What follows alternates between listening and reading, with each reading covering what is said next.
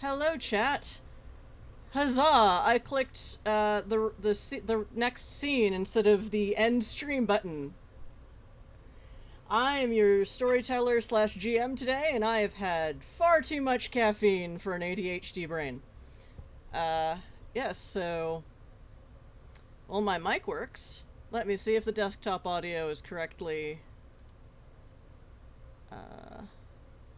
Properties. Yep. And no one else has spoken yet to Things find and out. stuff. Well, Thanks. We sound all right. Yep. I will mute that site now. Alright, so welcome to Magic Fish Radio, where, as per usual, as GM and producer, I'm falling apart. Yay!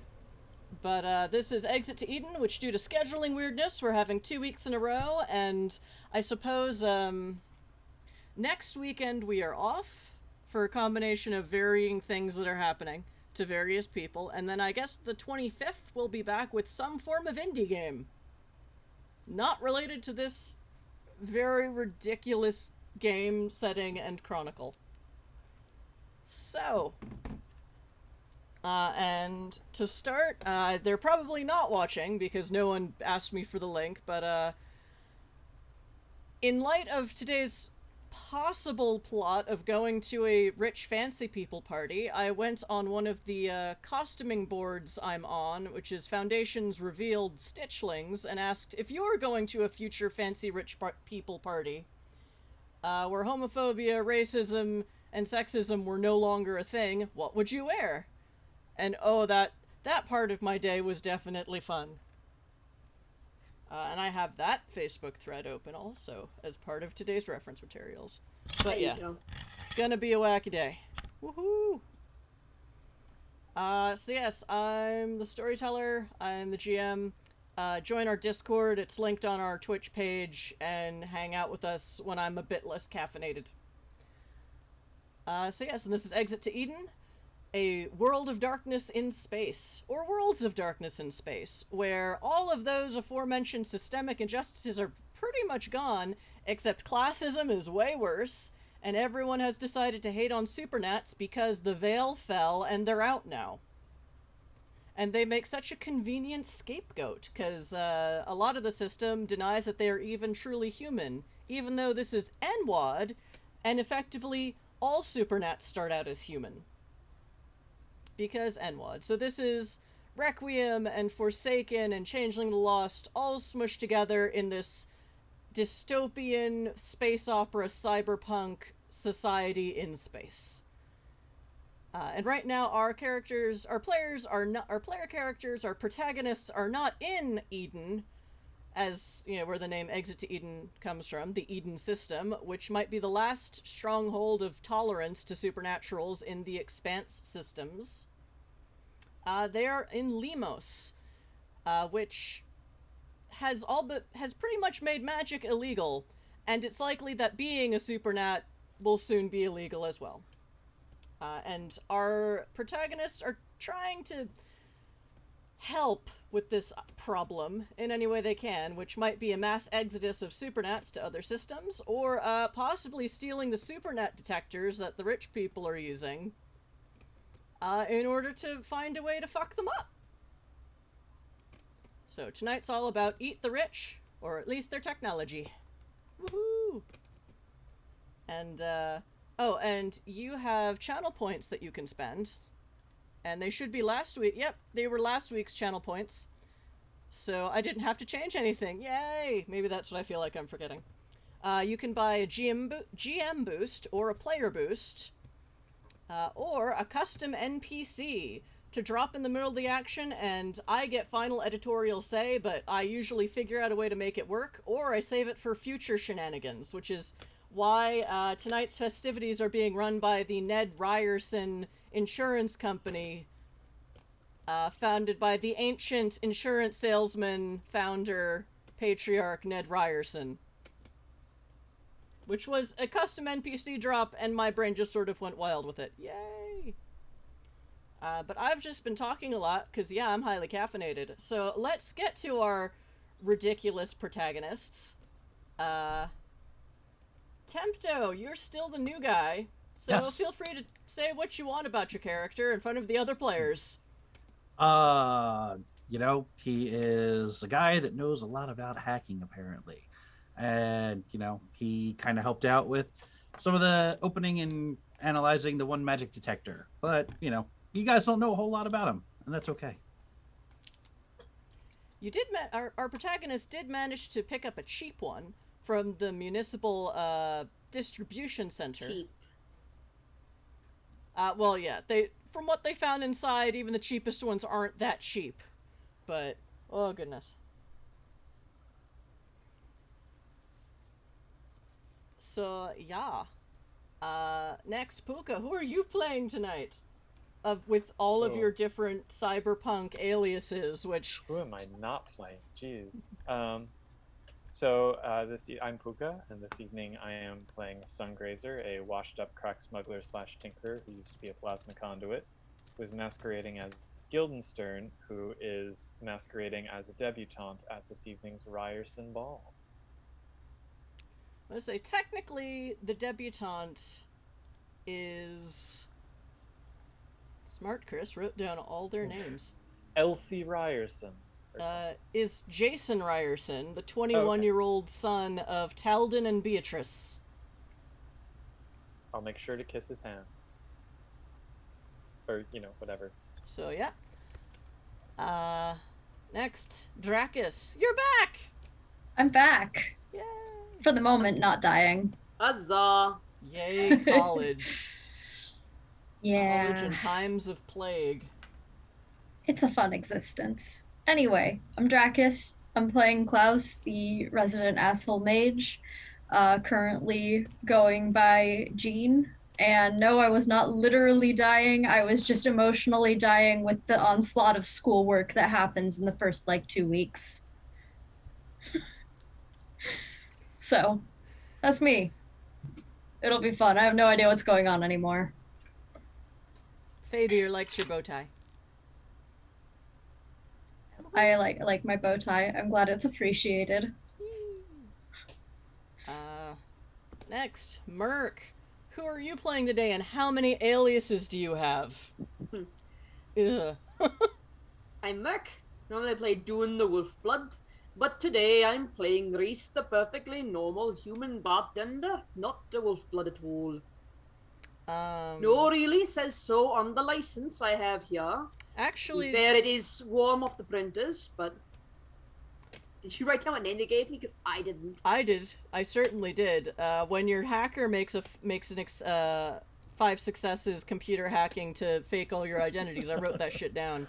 I'll get to that after introductions. I wrote them down too, just so I was aware of them. So chat, this is the downside of running a cyberpunk setting.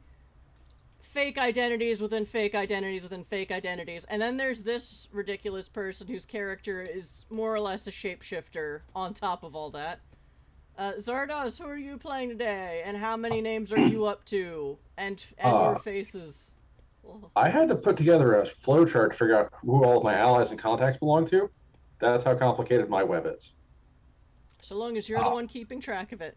Yes. I am Captain Masterson. I'm a member of the Imperial Military, working for the Inspector General's office here to assess whether or not this planet is worthy of being inducted into the Greater Imperium as a whole.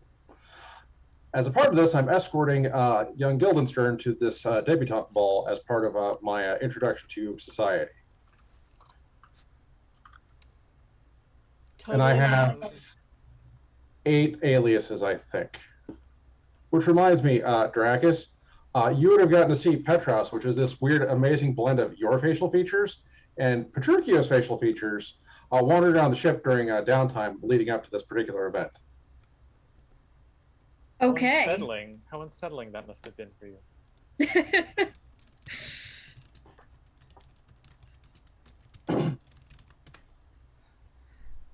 Alright.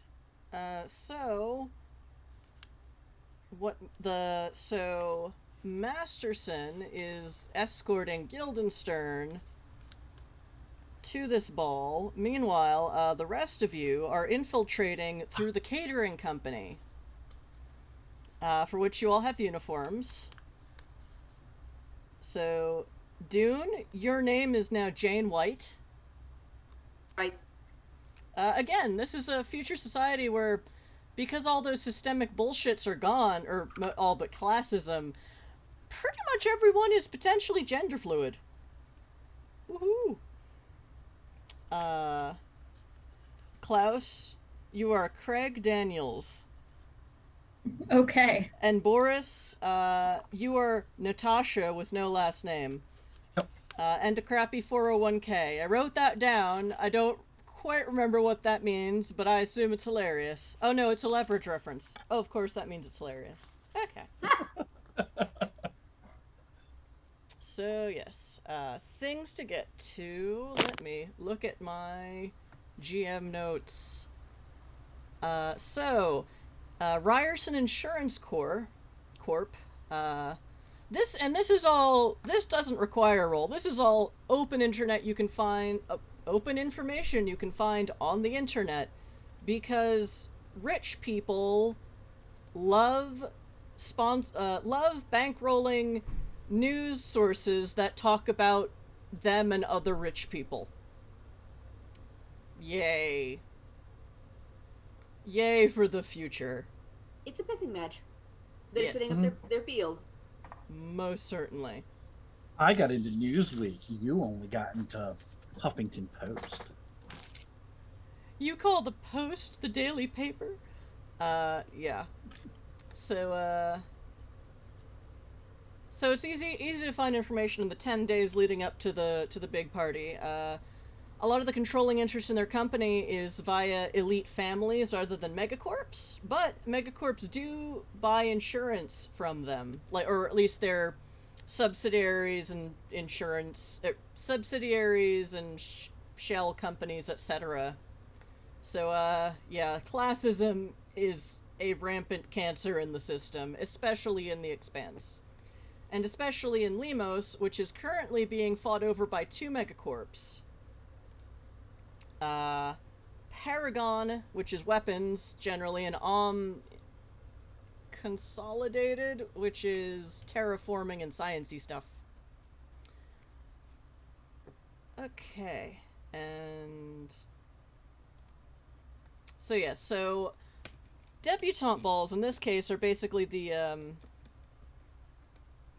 the future rich person equivalent of, like, a quinceañera, where, at least in this case, Jason Ryerson, the male heir apparent, or male-identified heir apparent, has turned 21, as people live longer in the future. So the Sweet 16 is now the Sweet 21. And yeah, this is basically the debut of his place in the greater society outside of, you know, teenage punk boarding schools and undergraduate gentleman seas and the like, 'cause all that still exists. Into the elite circles of the world, or worlds, or systems. So rich people, elites, are coming in from all over the system for this party. And yeah, it's a big to-do. Meanwhile, did anyone work to figure out if, I forget, did anyone manage to do any recon to find out if the Ryerson estate has Supernat detectors? I believe that came up in... No, did it? I think it did. It came up. Yeah, I think it did come up last week. Okay. I don't know that we made like a formal investigation, but we discussed it. Yeah, we were talking about hacking insurance documents to see what kind of security systems they had, because it would have to be listed on their security things for their insurance deposit, because that's how insurance works. Okay. The lower the risk you have, the lower the payment you make, which, you know, rich people don't like paying money, so they're like, things are secure. And they are an insurance company. Alright, We have not physically cased the structure yet to see if there is one present, but we're working under the operational theory that there is one on site. okay. Because Boris has not gone to the effort of hacking into their systems to find out what they have. Yet. I'm not saying you can't do it remotely. I'm saying it would require more than 5 successes to hack it remotely. Would the presence of absence be able to tell us who the presence of presence? Like, if there's a system we can't get into, can we just assume that one's the one? Because, like, Boris can get to a lot of stuff. Anyone who wants to, give me a computer's roll. I have computers. Come on, I'll Great. give that a go. computers plus a thing. Or... Intelligence computers. So, chat, the way we're running this is technically Chronicles of Darkness, but I can't use COD anymore because now Call of Duty has its own little emoji with the hashtag, so let's just go back with NWoD. So we're using first ed NWoD hack for LARPing, where instead of rolling tons and tons of d10s, you roll 1 d10 and add your dots to it. No. Nope. I did well. Roll a 7. And the first success is an 8, and then goes up by 3, so 8, 11, 14, 17. How many did people get? Okay. I Sorry. rolled a 1. I think I 5. I got a 20. I got a 15. I got a 16. Okay. I can't do math anymore. I got a 7. But I rolled a 3, so... Masterson, you rolled a 1? Yeah. Well, Straight a up. one is a botch. Your computer explodes. Son of a... You are absolutely certain that Dune's idea is correct. What? Sorry. It was my idea originally, but yeah. I haven't suggested any ideas? Well, As I'm Doom? sorry that what Merc just said is, oh, if we can't hack into it, that must be the system.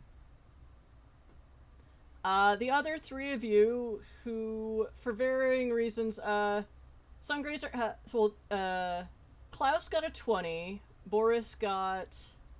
16. Okay, so that's 3 successes, and Guildenstern, how many did you get? 15. Okay, so...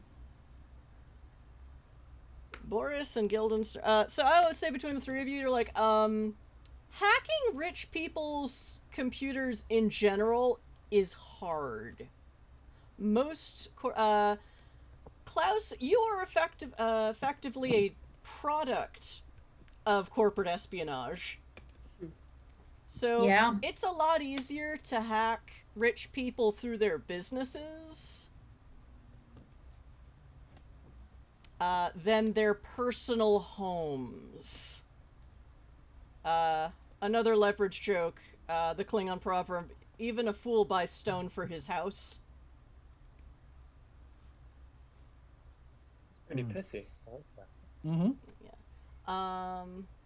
Boris and Guildenstern, you would bet that any security system's going to be harder to hack if it's in a rich person's own home. But, Klaus, being who you are, kind of know more about... Yeah, it can be difficult to hack through a system, through a megacorp, etc., but, like...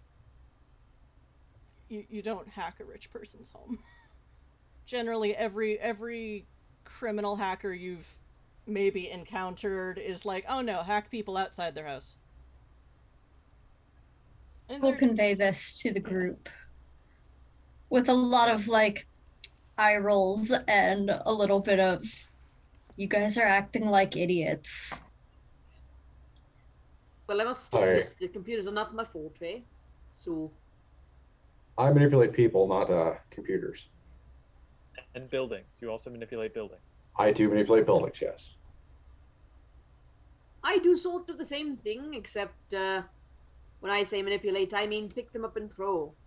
And when I say manipulate buildings, I pick them up and throw them through the wall. So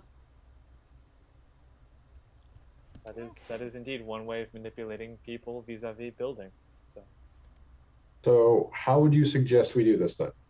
Since the 3 of you are savvy to what's going on.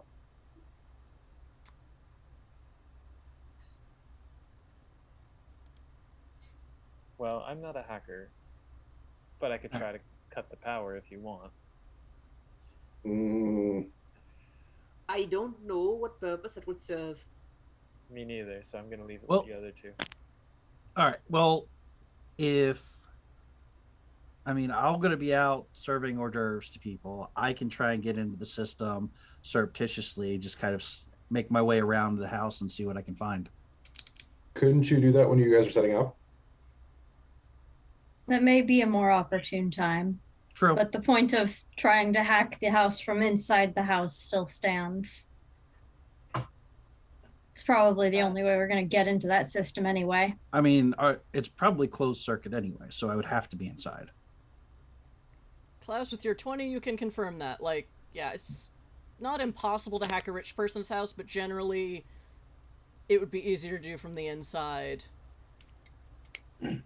So during setup, I'll try and find a place to actually... We will get to setup in a minute.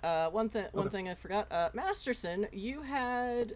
What exactly were you doing? You were trying to research the whereabouts of a certain family? Not the Ryersons? Correct. I am.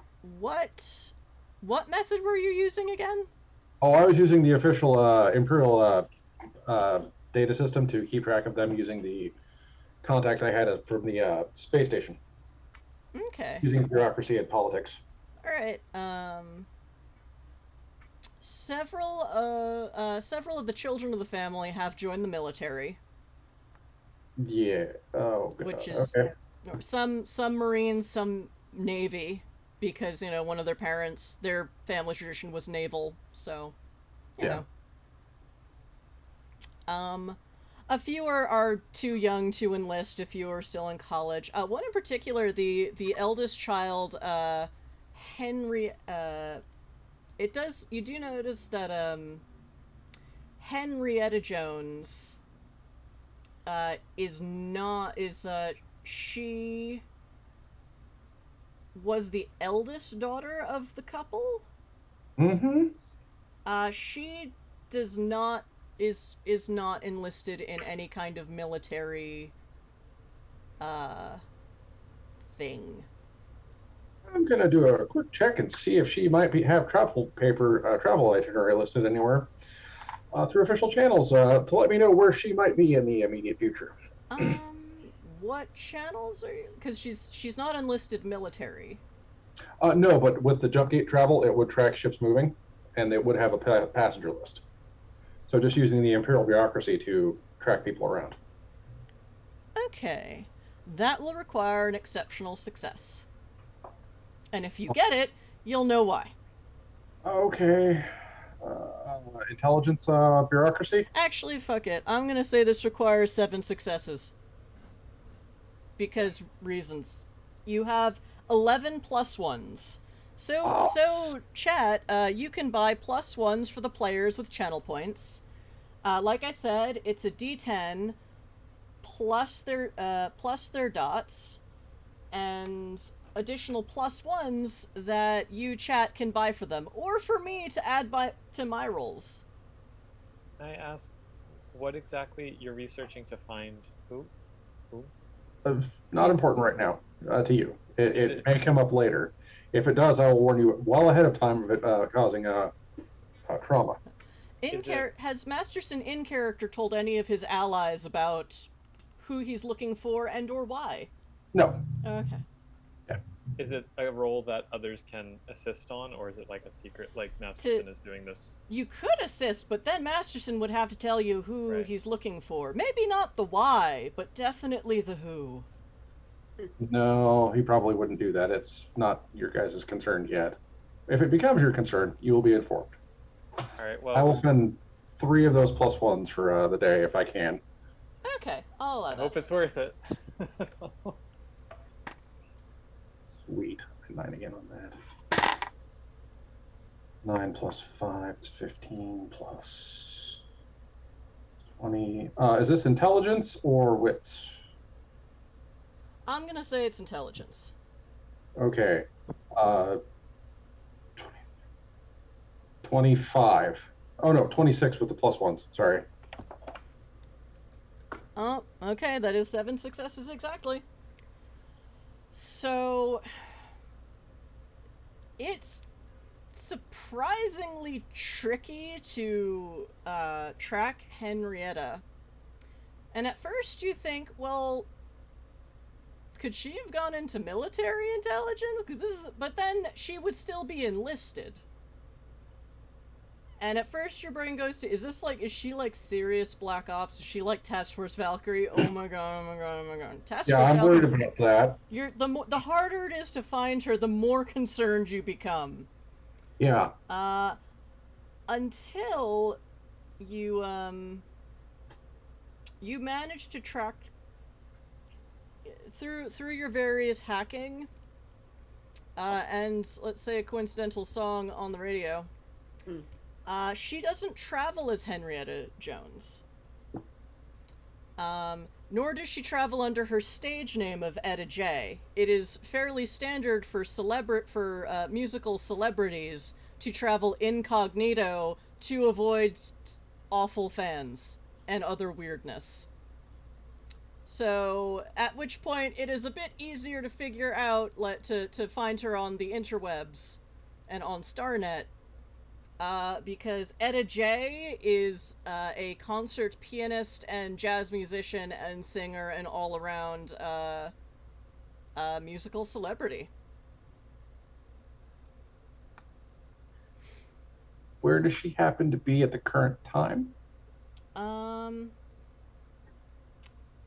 Currently, my brain can't look at the tiny text on your sheet. Where did this family originally harken from? Like, what is their home planet, more or less? One of the 3 or 4 core worlds. I don't remember which of the ones I picked. Okay. Currently, it's supposedly she's in the core working on her next album. Okay, good. Hopefully she's staying there. Oh, I'm also keeping an eye out for the Imperial warship Fall of Night. Should it happen to be traveling in any specific place. Something to avoid. Fall of Night? Mm-hmm. I might ask for some more details on that, because my mind is blanking on whose ship that... I know it's important, but I forget which ship it was. Anyway. Okay.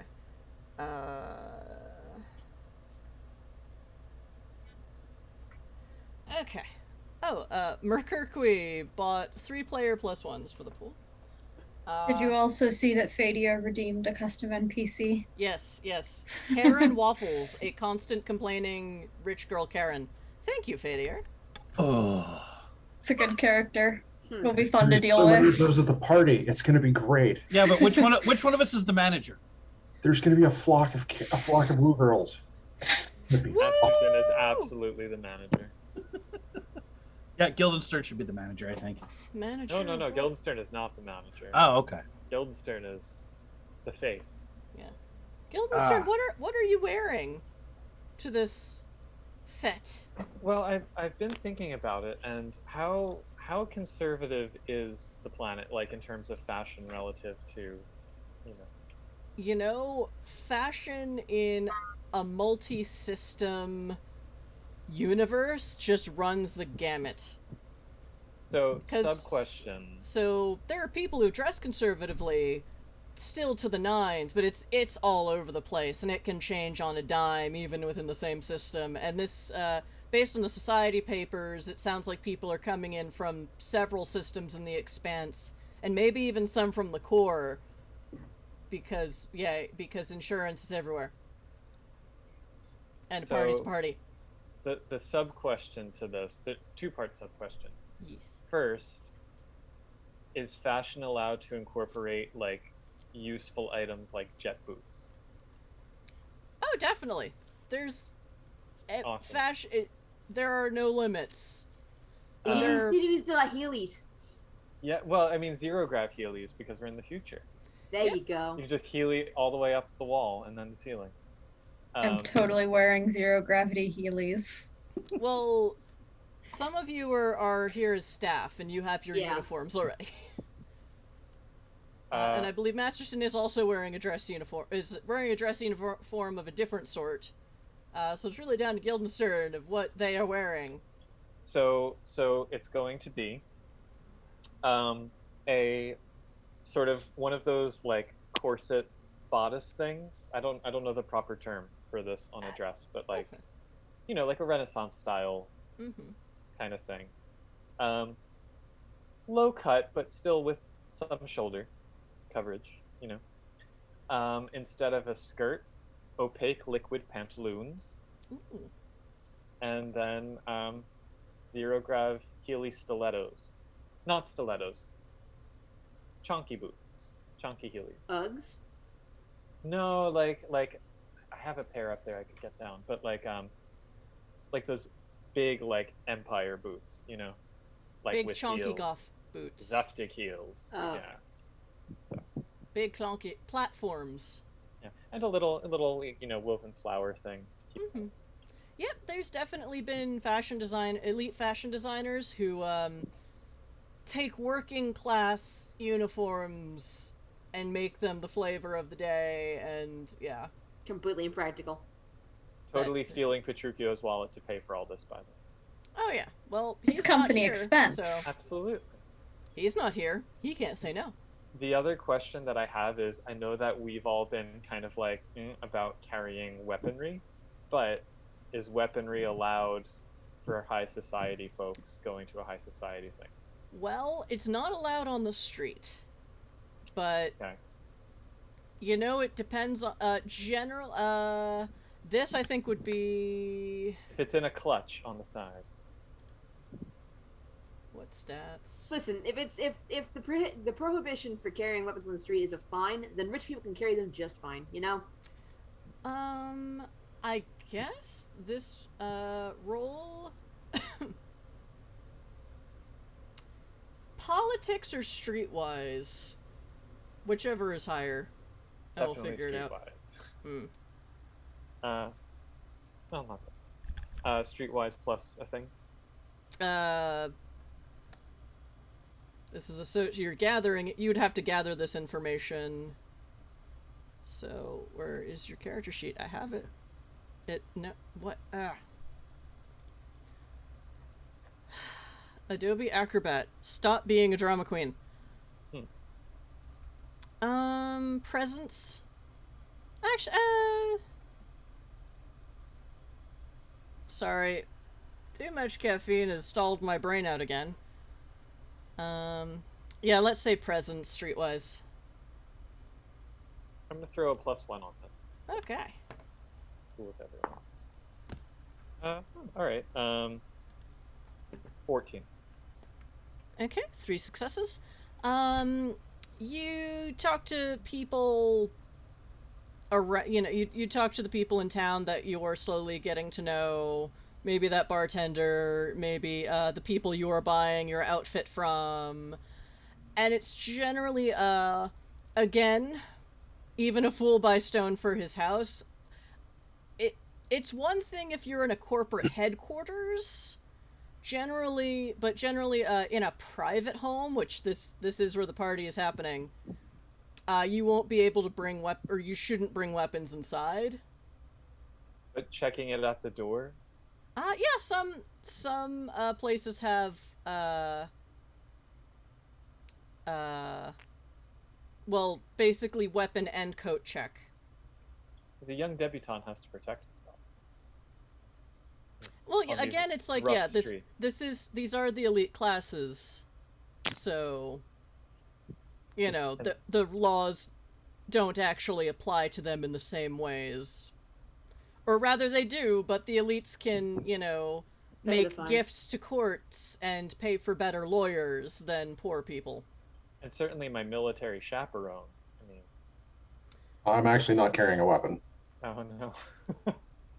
You reminded me of it because my pistol is also named Henrietta, so.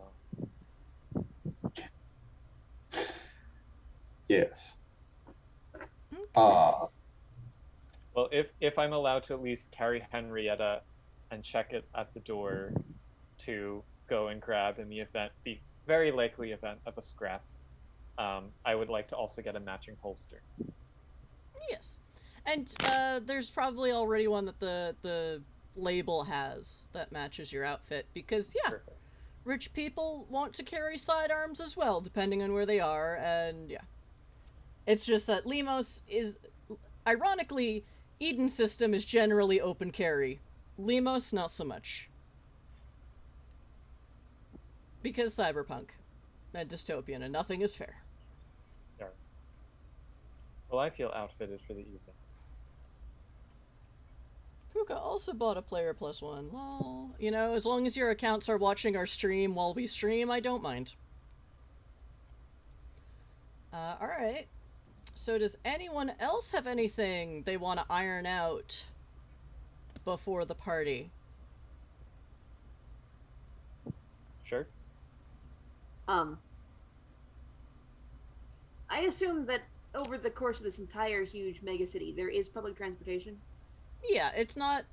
Sadly, it's not as good as Eden's, but yeah, it's there. Right. So at some point before the party, Dune's gonna slip out because, like, he doesn't have much to do for the, you know, hacking and whatever, and, like, he's been mixing drinks for years. He knows what to do there. So he's gonna slip out, and he's gonna, take, you know, public transport as far as he can, and private transport, probably like an Uber or whatever, into Uptown to see if he can go among the detectors without being detected. Because he probably can't, but he wants to make sure, you know? Might as well scout the terrain before we get there. Okay, so y'all have already been in a municipal building. Oh, but that was under Masterson using his wacky changeling powers of... Yes. The house accepts me, shut the fuck up. Yes. Okay, where do you go? What kind of building do you go to? So... I'll probably visit an upscale municipal building, so, like, the post office in a fancy part of the neighborhood, and then probably hit, like, not hit, but, like, take a look around in a boutique, jewelry store, so I get followed the entire time because, you know, You're wearing a even giant dressed trench up, coat. reasonably clean. Dune's not the kind of clientele that they really want in there. Maybe a few other private establishments that are likely to have detectors running. Well, the jewelry store isn't so bad. They kind of give you side-eye, but all of their pieces are either holograms or behind bulletproof glass. Yeah. That doesn't look like bulletproof glass, but somehow in your heart you know it is. Yeah. So even in a giant trench coat, they're just sort of, whatever. It's a nice trench coat. It's the one without any patches and mostly without guns. So, you know.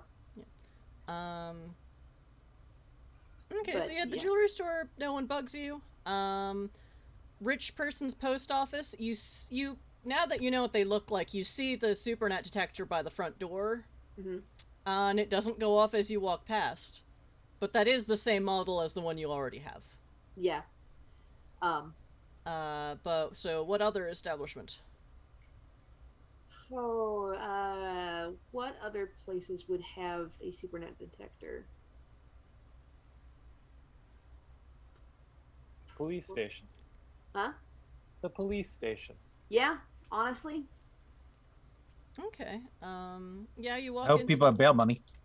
I was gonna say, you want to get arrested in a police station? That'll be part 2 for this group this week, I Yeah, think. There's a police precinct. They again give you side eye because it's like that's not a cop and they're not coming in handcuffs. So, Right.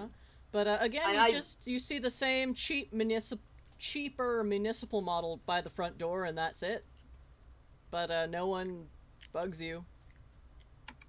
You go in and get a cup of coffee and leave. Basically. Like, who's this guy drinking our coffee? Oh, coffee. Klaus. I mean, if you have the right VN, they'll let you, you know, you act like a detective, they'll let you in, but, like, you know. And Dune has picked up a dot or two in persuasion and subterfuge. So, so non-municipal, private institution. Go to a bank if you really Yeah, want that's what I'm thinking. I'm sitting here going, yeah, probably a bank, honestly. All to right. set off a bank. Well, say you're in Horkos, which is kind of the capital district, and yeah, this is where the rich people live. And again, the bank. Are you carrying any weapons? No, if I'm going to a bank, I'm leaving my weapons in a bus station locker, basically. Okay, so the security guards there, you don't see a municipal detector. You don't see any detectors when you walk in. There is sort of a security guy at a desk, kind of off to the side, who kind of, like, looks at you, maybe gives you a bit of side-eye because, you know, you do not seem rich or fancy. But, I have you know, facial tattoos in an upscale banking establishment. This would automatically get me, tail bite as at least one security guard. facial tattoos are pretty common, actually, or are not uncommon, but it's more like, oh, that person isn't wearing label designer bullshit. But yeah, no one bugs you, and, you know, they're like, huh, this person is not banking, and this is a place where they're Go in, actually... use the bathroom, walk out, basically. To get into the bathroom, you actually need a bank card. Oh, okay. But, you know, if you walk in and try to and realize, oh, I'm a poor, this isn't how our banks work, and leave, like, they'll sort of shrug. Yeah, basically. But, you don't see any, but you also don't see any detectors of any sort, like, not even, like, a metal detector. Yeah. But there is a security guy with some kind of, you know, a few small monitors in front of him, like, keeping track of something. So I came here with a small number of talons. I'm gonna sit outside the bank. Like, I've used one. So I think I have about 3. I used one to get a message to the werewolves below Ponos. Mm-hmm. Or, I think it's Ponos? Yes, yeah. Yeah. The crappy So district. I'm gonna sit outside the bank, and I'm gonna wait until someone, who obviously has a bank card is about to go in, and then I'm gonna activate the Talon with a message for the security guard, just like boo or whatever, and send it through the door.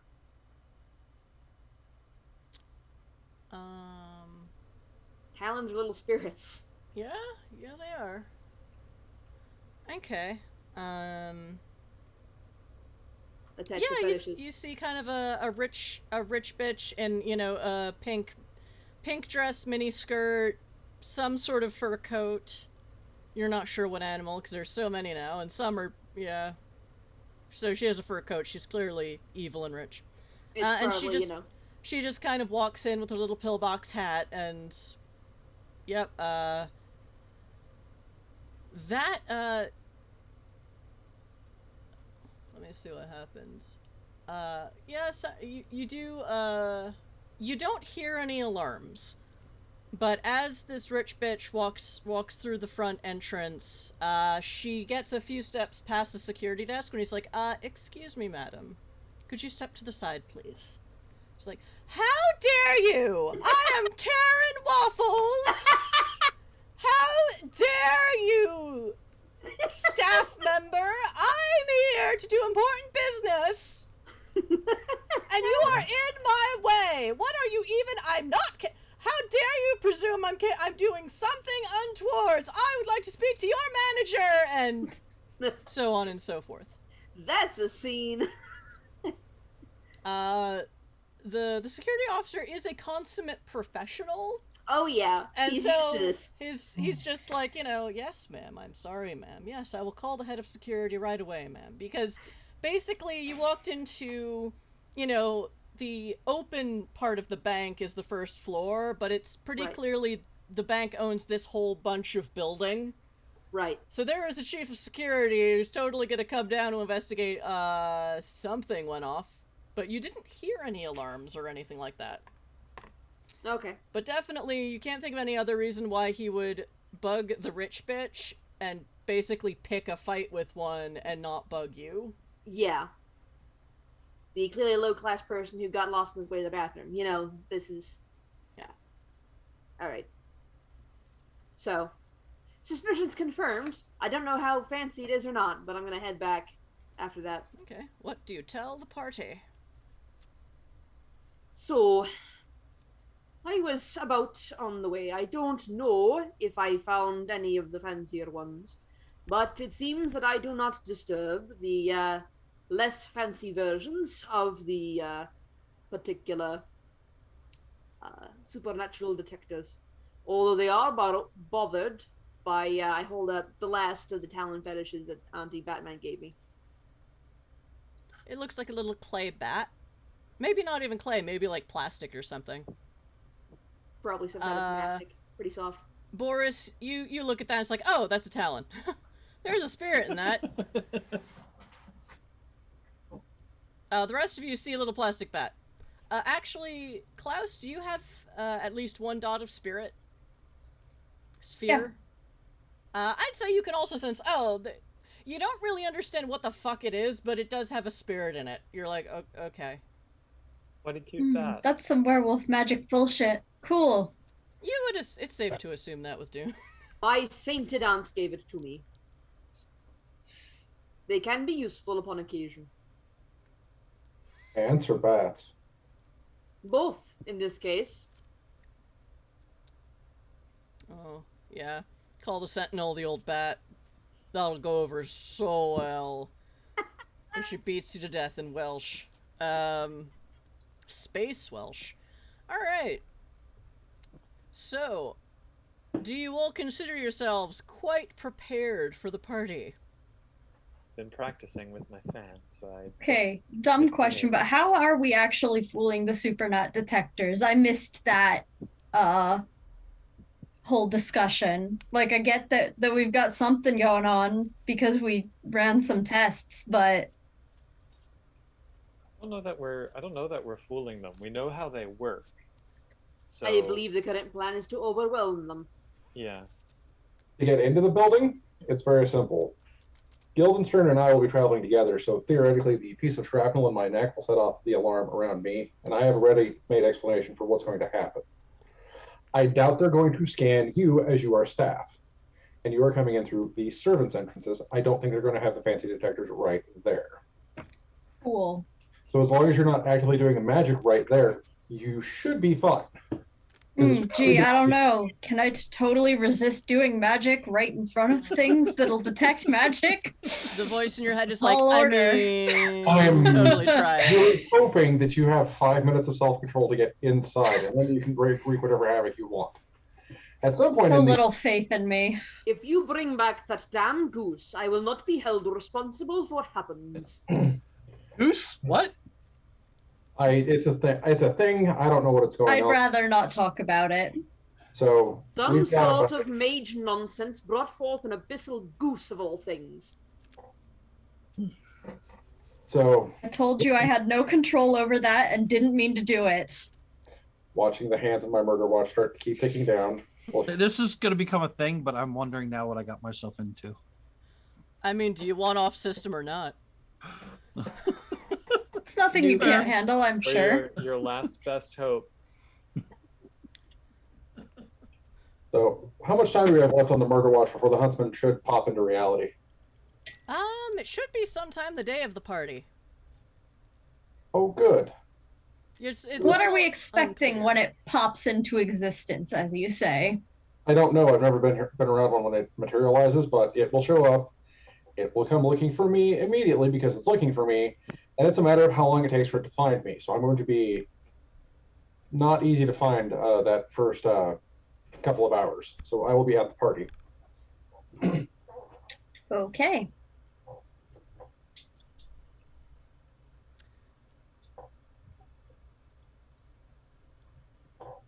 Okay. Oh, in case you're wondering, there's going to be a monster that will materialize and probably try to kill me. Or capture me, one of the two. I haven't decided which one of the two it's going to go after first. Last time it tried to capture, it died, so it may just go for kill. This Oh, time. that was trying to capture last time? Yes. Yeah. Oh, that was nice. And I don't know how their psychology works, but I really, really hope that if it can't find you, it doesn't come after me. Right. me. That's right. That's No, most of the reason I didn't take. it won't care about anybody else. It's just kind of like, Yeah. That's Master, why I didn't take Dull Beacon at full level. changelings, you may make an occult roll. I'm Non-changelings, bad. you would not know unless you have an occult specialty in changeling stuff. Intelligence or wits? Intelligence. Okay. Although I suppose the real question is, who hunts the huntsman? I do. I have rolled an 8. I did not roll an 8. So. Okay. Yeah, Guildenstern, you have no idea how huntsmen work, but they're bad. So, I yeah. don't want to know how they work. Masterson, you're not exactly sure how it works, or you don't really remember. Huntsmen are typically, like, you're not sure if it's a contract, but to some extent, maybe in the more, like, somehow the true Fae use them to hunt to hunt missing changelings. Yes. Typically to capture, but no, it could be to kill. Yeah, it You're could not decide sure. enough of this, and But generally, huntsmen don't hunt changelings, or you're not sure if there's something that the true Fae built, or if they're like a special form of hobgoblin or what. But you've never heard of one acting in its own interest. It's usually always in service to the gentry, to the Thurazaz. Which are, chat, if you're not familiar, the Thurazaz are a race of interdimensional Arcadian aliens who tried to conquer the galaxy about 2,000 years ago. After which, coincidentally, the veils fell for everyone, and whoops. Anywho, so yeah. If there's a huntsman after you, you're reasonably sure you know what sent him. yeah. At least you could figure that much out with an 8. Yeah. Shall we to the party then? I have nothing better to do. All right. Okay, so, I will say that while I will be leaving most of my weapons back, I will be stashing a pair of cold iron knuckle dusters in my coat. Those won't help against the huntsman. It doesn't care about cold iron. It's one of the few fake creatures that doesn't. It will laugh at you. Well, then what would you suggest, a taser? I can't bring the really big gun, unfortunately. I would run. Taser is good though, just in general. I didn't mean, hear that. Dune, you have the skill spec improvised weapon. And you're gonna be working in catering, like... True! Do never I mind have to then. spell this out for you, friend? Really? Come on, Elliot. To be fair, I don't just have the skill spec in improvised weaponry. I also have a skill spec in athletics throwing weapons. Just take a stack of plates and just. Yeah. You know. Oh wait, Among did other things. you take Yeah. interdisciplinary specialty with improv weapon? Because there's an asterisk next to it, and I don't know what you mean by... I don't I know didn't what do this, okay? Oh, You did- fuck! you did this entire character Yes, you also have interdisciplinary specialty improvised weapon. I don't know what that means, but okay. Okay. We'll burn that bridge when we get to it. Gotcha. Right. So fun fact, the 4 founding characters of this chronicle were pre-gens, because this was just going to be a module game that I had my friends play through, because it was the beginning of quarantine and we were bored. Then we just kept going. So we have a few players that are playing their own character creations, because luckily they were already familiar with NWoD. And a few of our players are still playing pre-gens that I built like 2 years ago. And so that's embarrassing. Anyway, yes, Thurazaz are scary. Oh, another NPC drop from Arcane the Sage. Pushy fundraiser AI for the local police benevolence association. Okay. Isn't that like a Arcane real thing really anyway? just likes dropping AI characters. I mean, That it's they can all cyberpunk. live in your head. I think Yeah. I got a phone call from one of those the other day. Hmm. It wouldn't surprise me none. I finally quit turning on the phone application for work because it was nothing but spam calls. Everyone else who actually needs me calls me on Teams. Okay. Alright, so I'll say, since the new bro, did get an exceptional expense for hacking, you do get a chance to also set your, let's say, schedules for that day. If y'all want to work out when you're showing up, if you're there for setup, if you want to come in later, or what you want to do. If you want to schedule break times for convenient not being working moments. I'll be there from setup probably till teardown, and I'll take.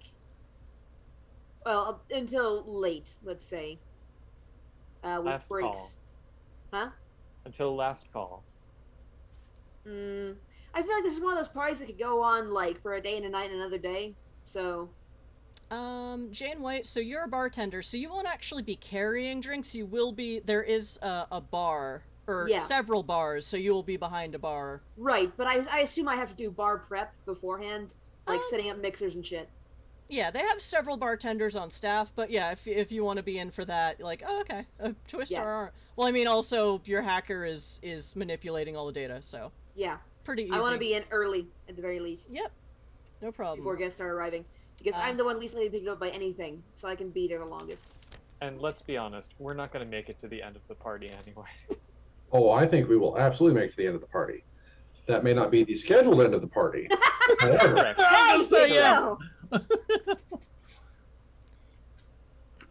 we are the end of the party. You've heard of the life of the party. Now meet the death of the party.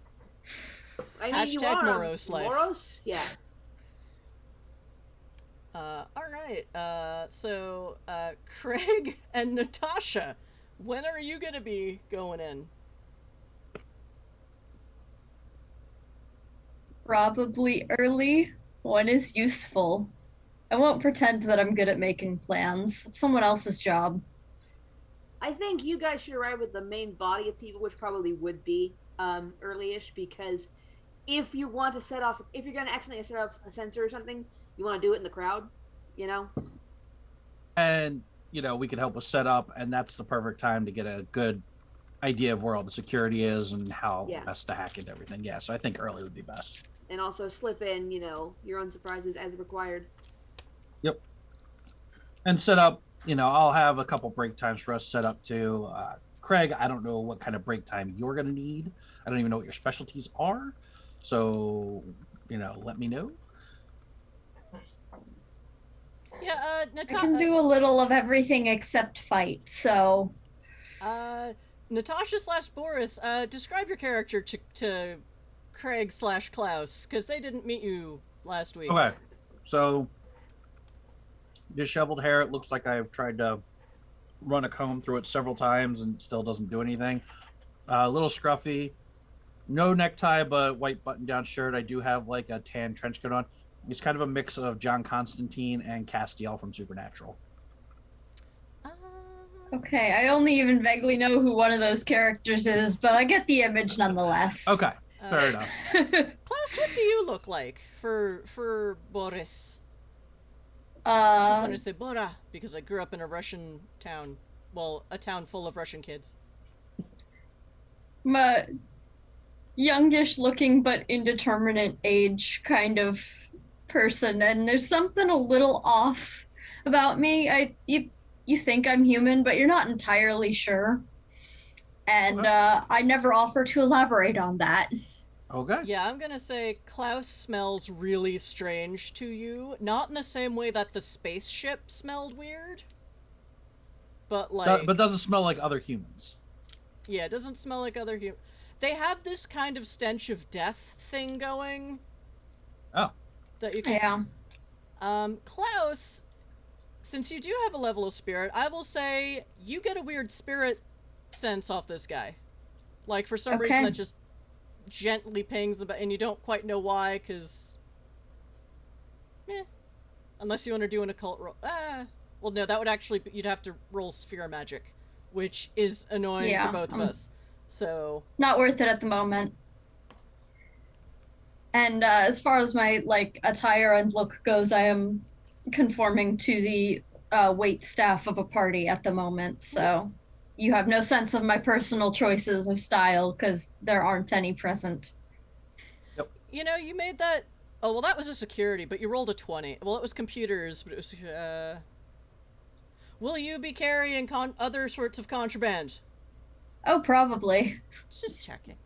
I don't go anywhere without my other sorts of contraband. But I mean... You're, you know, in a catering company. This is expected. You think caterers don't do drugs? You think caterers don't sell drugs? This is cyberpunk. What self-respecting caterer doesn't carry a knife? Well, technically, Craig will not be carrying a knife, but there will be knives around, just not among the rich people, because it's not this is really hors d'oeuvres and like buffet. There aren't really going to be places to sit. Actually, no. There might be like a kind of a dining area for people to sit down. Okay, anyway, so There had better be a few places to sit. Parties with standing room only are bullshit, and I will die on this hill anyway. And also, Karen Waffles never goes anywhere without her custom-made bespoke mother-of-pearl canapé skewer, so, you know. I mean, it has to be under 6 inches, or it gets checked at the door, maybe. Mother of pearl, would that come up on a weapon scan? Alright, so... The handle. So The do skewer itself is... So Dune, Klaus, and Bora, do you show up at about the same time, or do you let Dune go in first and get a look at everything? Probably a good idea to let Dune get a good look at everything, and then we go in with like the main serving staff. Yeah.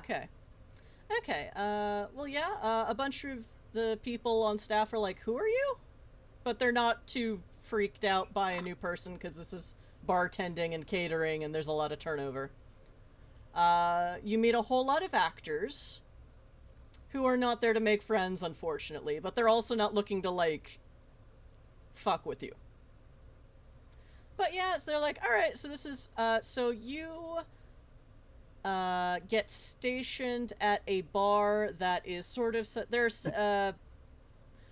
you go in through the kitchens, and you get a sense there's a lot of, like, staff rooms on this first level of this, like, palatial, urban cityscape, rich people's building. This is many floors.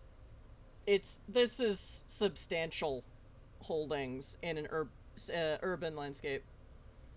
The kitchen's huge and just all stainless steel, and there are plenty of knives available. There's also lots of things that are glass and crystal and can easily be broken and cut someone's throat open if it came up. You're also the bar. Just if. Just if. And yeah, so there's a sort of a head of catering who says, okay, takes a good look at you in your uniform, which does fit you, but you're Dune. So he stations you at a bar that is he sends you into the ballroom, which is the size of a football field. Not the size of a football stadium, just the field, but still. There is, and it is football field shaped. So there is kind of a main entrance on one of the long sides. And then to the left of the, and you assume that entrance comes in from the main entrance of the building. Is there, like, a huge flight of stairs down into one end? That's what I was getting to. A jumbotron above to make sure that everybody can see who's coming down the stairs? There is, let's say, walking in the front door, walking in the main entrance, to the left, there is this absolutely decadent double staircase. But you wouldn't really need, the video thing to see them because it is above everyone. Football field size, not stadium size. Sorry, you said stadium, and I'm like, oh yeah, the Cowboy Stadium, jumbotron, huge. Not stadium, just football field size, but still, it's pretty big. Decadent excess. Pretty decadent, thing, there are and there's kind of the very, very high ceilings, and about 3/4 of the way up, accessible from the double staircase, is this sort of balcony level. Even now you see a couple of guys in suits guarding the entrances between the balcony level and the double staircase, and another exit that goes off the balcony. And there are doors here and there, and there's security already getting set up and stationed. They are You definitely get a sense of the security guards very quickly. They are meant to look like security guards in the same way you are meant to look like catering staff. Except the catering staff is like you're dressed nicely but very kind of samey, and Yeah. not designer necessarily. Actually, no, for this kind of event, yeah, it would be there. I'm sure there's a whole new industry of like designer staff clothing. But the security staff, they're all wearing just black suits, very closely tailored. Give me, you know what? Intelligence weaponry. Actually, no, No. wits weaponry. Did I buy any more wits? Because you are setting up the bar, but you're also like, ooh, fighty people. Yep. Alright, I am good at weaponry. Reasonably good at weaponry. So that is 4 and 6 is 11. No, 10. 10. I can math. Okay, That makes that's one success. They're wearing black suits that are either the shade or the material makes it like they're absorbing light. Like you're staring at a black hole. It's a little disturbing, but you imagine that once this place is full of fancy garish people, they will probably fade easily into the background. The other thing that light absorbent material is good for is perhaps absorbing any kind of energy pulse, light pulse weapons, as may be found in a very expensive futuristic area, if you take my meaning. You've heard of stuff like that. You're not sure if this is it. You were thinking more, they're definitely carrying firearms Oh yeah, in those suit jackets. without a doubt. They're man. very kind of sleek. They're not openly carrying them, but you know that those tailored suit jackets. The weapons yeah. are tailored as much as the suits are to be, you Yeah. know. Imperceptible and svelte. Discreet. And, yeah, discreet. Like, they're all packing. Oh yeah, without a doubt. One of them might notice you looking at them, and they just, like, nod, and, we all work here, whatever. And, yeah, some of them are already just, like, standing still as sentinels, already in security mode. You think there might be some kind of, yeah, you only got an 8 on that. So you get a sense that they have some kind of security guard room near the kitchen, in the same area as the kitchen, but you don't know exactly where. Yeah, I would not be surprised. But it Even seems, that, if you're watching them like they're bees, like their hive is also somewhere here in the staff area. Yeah. Whenever they have to leave, they always go into one entrance and out that same entrance again. I don't know what's behind that entrance, but I know that the room is somewhere back there. Yeah, so your probably a set of bathrooms. Your bar is kind of set pretty far back from the main entrance. There is kind of like it looks like there are, on the other long side, there are several adjoining rooms that are like small, like, dining rooms. And it looks like there's going to be a buffet set up somewhere, more bars. And you're kind of set in a bar kind of by the entrance of one of those. So, kind of far away, but you're pretty sure if people walked up or down that double staircase, you would still be able to see them. Well, yeah, it's designed that way. Yeah. Very, very fancy place. There's a holographic chandelier that keeps changing its shape because it's a hologram. And, yeah, that's what you got. So, Okay. Boris and Klaus, you show up sometime, Dune, what do you report to your friends? Because, you have been asked, like, please silence your cell phones once the party starts. It's in your contract. I have. And you an get, earwig, obviously. you actually get an earpiece for the catering staff. Right. So now you have 2. I only need 1. So, I'll sneakily... Whoa. I will sneakily activate my phone and, murmur to myself about the double staircase, the enormous place, the most likely door for security. If I saw any kind of scanners on my way in, I will mention those and what doors they were on. All right, give me another, let me look at your sheet real quick. That would be, Wits Investigation. Okay. Alright. I'm decent at this. I will add a +1, though. Okay. From the pool. Oh, that 10 again! Yay! Okay, so 13 plus 7 is 20. Oh, okay. Exceptional success. So, at some point, you ask, someone, where the restroom is that you can use, and they're like, or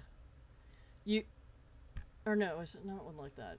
You guys would have a restroom in the back because, staff. So actually, no, you get a sense, you set up your bar, and other members of staff are walking around taking selfies with various forms of the masonry architect, and it's this big, gorgeous, sumptuous room with, like, holographic projectors, and... some of the younger ones are pretending to swan down the stairs while nobody else is around to look at them.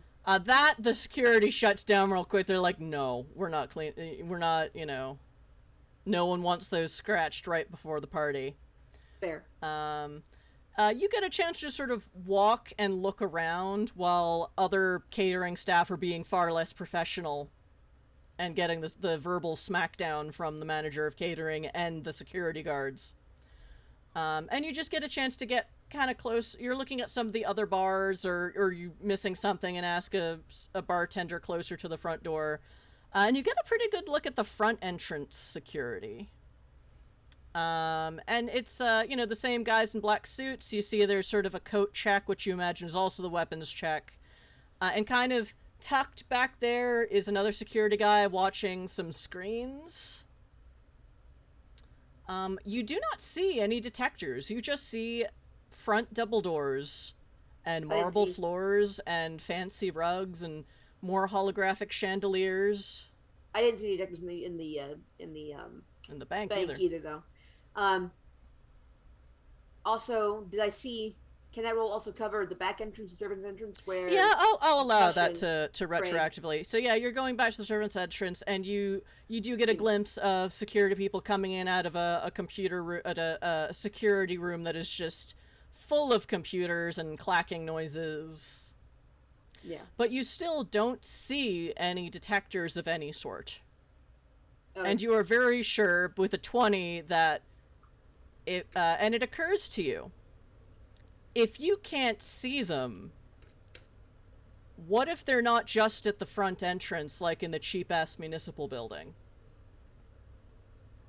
I will, And, walking past a little bit closer to the security room before anyone bugs you, because you're not going in, you get a sense that, you can't necessarily discern different systems, but it looks like all of the...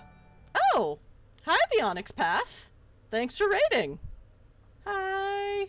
Hello, welcome, Raiders! We're running NWoD in Space, which is, part the Bleeding Edge Mirrors books. I forget what the space opera one is called, but yeah. Hello! Onyx Path, I think, publishes NWoD now. Oh, there are more first-time chat. Hi! Oh, redeemed custom NPC drop from Puka. Mr. Stevens, head of Are you Mr. Stevens? It had to be done. I am Darth Vader of Cheem.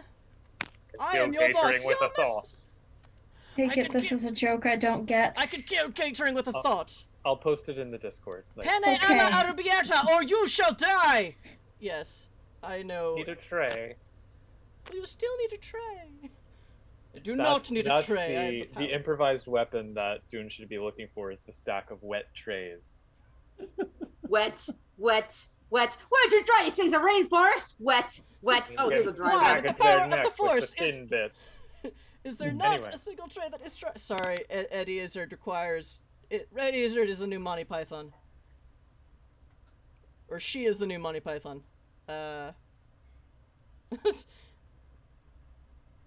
Anyway. So yes, Mr. Stevens, head of catering, is going around checking in with people, telling catering staff not to be stupid because these are rich people. Stop being such actors. Mr. Stevens? And, yeah, you're not really sure how computers work, except, you know, make other people deal with them. But you get a sense that, they're watching sensors of maybe the Supernat detector is part of it, but you see, like, infrared and video camera and some forms of, like, Wi-Fi, not viewership, what am I saying? Some manner of I'm sorry, chat, my ADHD brain is broken today, and I can't remember words. Monitoring. Some kind of wireless information monitoring, and they're monitoring it on this in the entire across the entire building.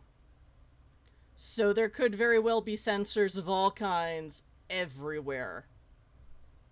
You're not 100% sure that includes Supernat detectors, but if this is a network rather than one little box like in the cheap municipal buildings, because these people are these people could be trillionaires for all you know. I am going to go back to my bar, turn and begin, you know, bar prep, facing the mirrored wall that's behind every bar, you know, with the glass, the bottles and whatever. It's beautiful, perfectly polished mirror with, like, filigree. Again, holographic, and it keeps changing, and it looks like there's, it just keeps changing. Yeah. Different eras, different motion, and it's moving, and it's really cool and mesmerizing. Anyway. The cut glass decanters, will all stay the same. Well, those are real. Yeah, they're real. But I am going to, discuss with my comrades. So it seems that the detectors are not on the entrances themselves, or rather that is where they start, as opposed to simply being just there. I would be careful, if I were you, about any kind of shenanigans inside the building, as well, as I believe the whole network stretches from room to room, or the outer door to outer door. The closest I could perhaps describe it would be, this is their safe place, and be careful of their precautions for it. So it's a mesh network of surveillance. Very likely, and it is very likely not just the supernatural detectors. Oh joy. Do you happen to know if it's wireless or wired? I am afraid that my brief glimpses of the endpoint monitoring stations were unclear. I cannot go into the room directly, as they are professionals as well and are not drinking on duty. Where's that moonshine when you need it?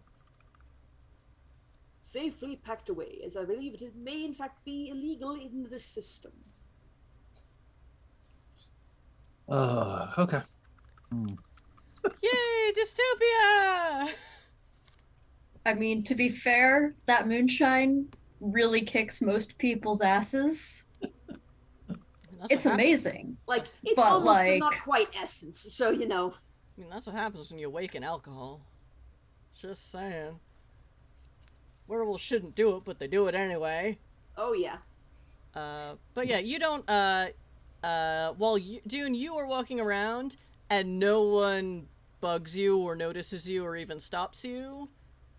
And if they see, are you supposed to be here? And you're like, oh, no, I'm not, and no one, they just assume, okay, he's new, not, kill it! It's wolf-blooded! Yeah. So no one has noticed. Just give them some drink tickets for later.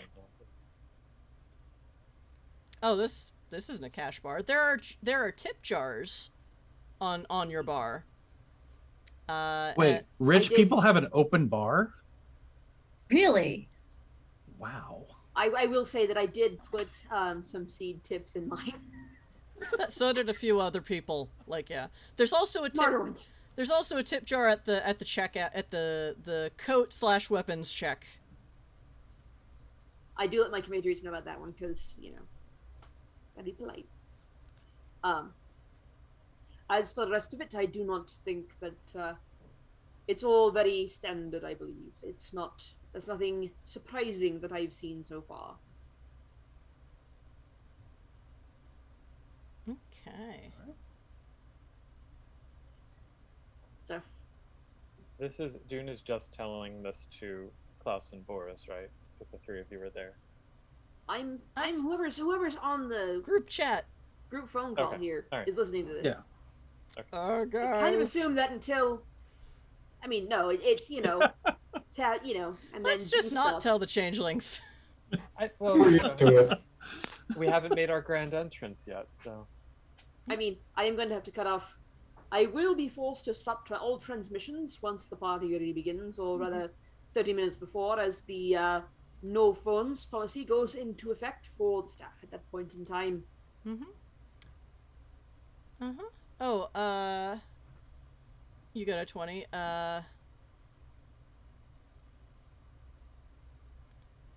Dune, I will say that while you were taking a look over the foyer, the party doesn't start till, GM notes. The party doesn't start till 7 a.m. A couple people showed up early by mistake and showed their invitations, and the security guard was just, I'm sorry, the festivities don't begin until 7. And like, oh, how embarrassing. So 7 sorry. p.m. Thank you. And, yeah, so 7 p.m. Sorry, you said 7 a.m. and that's a little we begin drinking. Space time! What is time in space, especially when there are mages around, but not on this planet because they're illegal. And come on, rich people don't follow the rules anyway. It's never too early to drink for them. Yeah, but Time is an you're also not illusion. gonna get them up unless they're one of those, you know, insane athletics people who are just like, oh yeah, jog a day, good for you, and who are definitely touting some kind of MLM diet supplements. Okay. So, You know exactly what I'm talking about. So, Klaus and Boris, when do you arrive, and where do you go? I would say we arrive with the bulk of, the serving employees, I think. I don't know, Klaus, do you agree? Yeah. Okay. So, Staying kind of anonymous in the crowd seems like a good game plan. Question, out of character. What do you do to suppress paradox? It's part of the role a mage makes when they cast the spell, which I was forgetting to do. Hence, Klaus had then accidentally spawned an abyssal duck, abyssal goose, because I'm like, I was a bad GM for 8 games. Now there's an evil goose, but I made it fun. Right. But from now on, it's part of Right. I'm simply saying that kind of suppression may prove useful if you're trying to deceive something that something magical is there. I'm just no, the paradox is separate from the magic. It is sort of an opposite and equal reaction. Suppressing it doesn't. The only way to not set off a spell detector is to not cast a spell. The paradox is just extra bullshit mages have to deal with because their magic is so weird. And I have no control over it. Yeah. Well, you can control paradox in that you keep it to yourself so it fucks you up instead of going off into the universe for the GM to make your life miserable later. I can't do anything about what effect it has beyond if it affects me or the rest of the world. Right, okay. That's the only choice I've got on it. Yeah. Oh, just like if you can suppress paradox, maybe you can suppress the scent of magic on yourself or something, No. Keep that shit to yourself as well. No, the mages, at least with regard to other mages, also leave like a mage thumbprint on their magic. Yeah. It's mage. Oh, there's a cost to being able to bend reality with your mind and bad decisions. Anyway, yeah. So Dune, you see this one even when you get in. Instead of like caterers bringing in food from outside, there's actually like an army of chefs and cooks and other staff in the kitchen at all times, cooking at all times. So it feels more like a restaurant kitchen. It's not like the caterers came in with a bunch of food and set up warmers. It's like it's being prepared fresh. Oh yeah, not a single warmer. Well, I mean, probably some warmers. Well, there's some warmers, not, but yeah. Not the, you know, you're not gonna have icky, warmed over, crusty macaroni and cheese left in the tray at the end of the night. No. But also, if someone sneaks some food, like, you know, testing a canapé or whatever, they're not gonna care. Even the cooks are, you know, they have to test things as they go. Yeah. But they're being very careful not to touch the finished Oh snacks. yeah, no, that's what I meant. Like Yeah. but they're not doing that really shitty thing that restaurants do, which is throwing all the discards, all the wonky shaped scones, all the funky breadsticks or whatever in a bucket and then pouring bleach on them or something stupid. No. They don't go quite that far, but there's basically like a pile of rejected Discards. foodstuffs at a table, but people aren't allowed to, and people are taking things as they go on break. Yeah, exactly. And That's go what I out in meant. like the back alley, but like no one is taking off the trays because someone tries doing that and they are immediately fired. And Yeah. Oh no, Tempto. Dude, Ramsay Gordon, head chef of the Ryerson estate. Okay.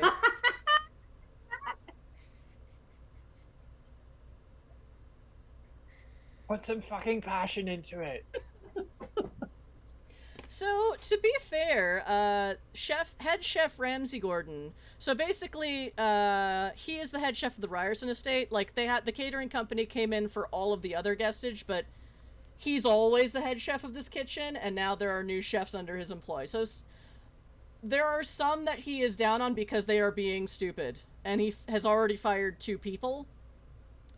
But then they just bring in 2 more, and they know not to cross him. But he's only coming down the ones being genuinely stupid. Like if they just make a mistake, we can fix this. Yeah, and several of the under chefs, and even some of like the assistants, like he'll see like someone, I need a hand here, and he will in a pinch help for a sec until they've got it handled.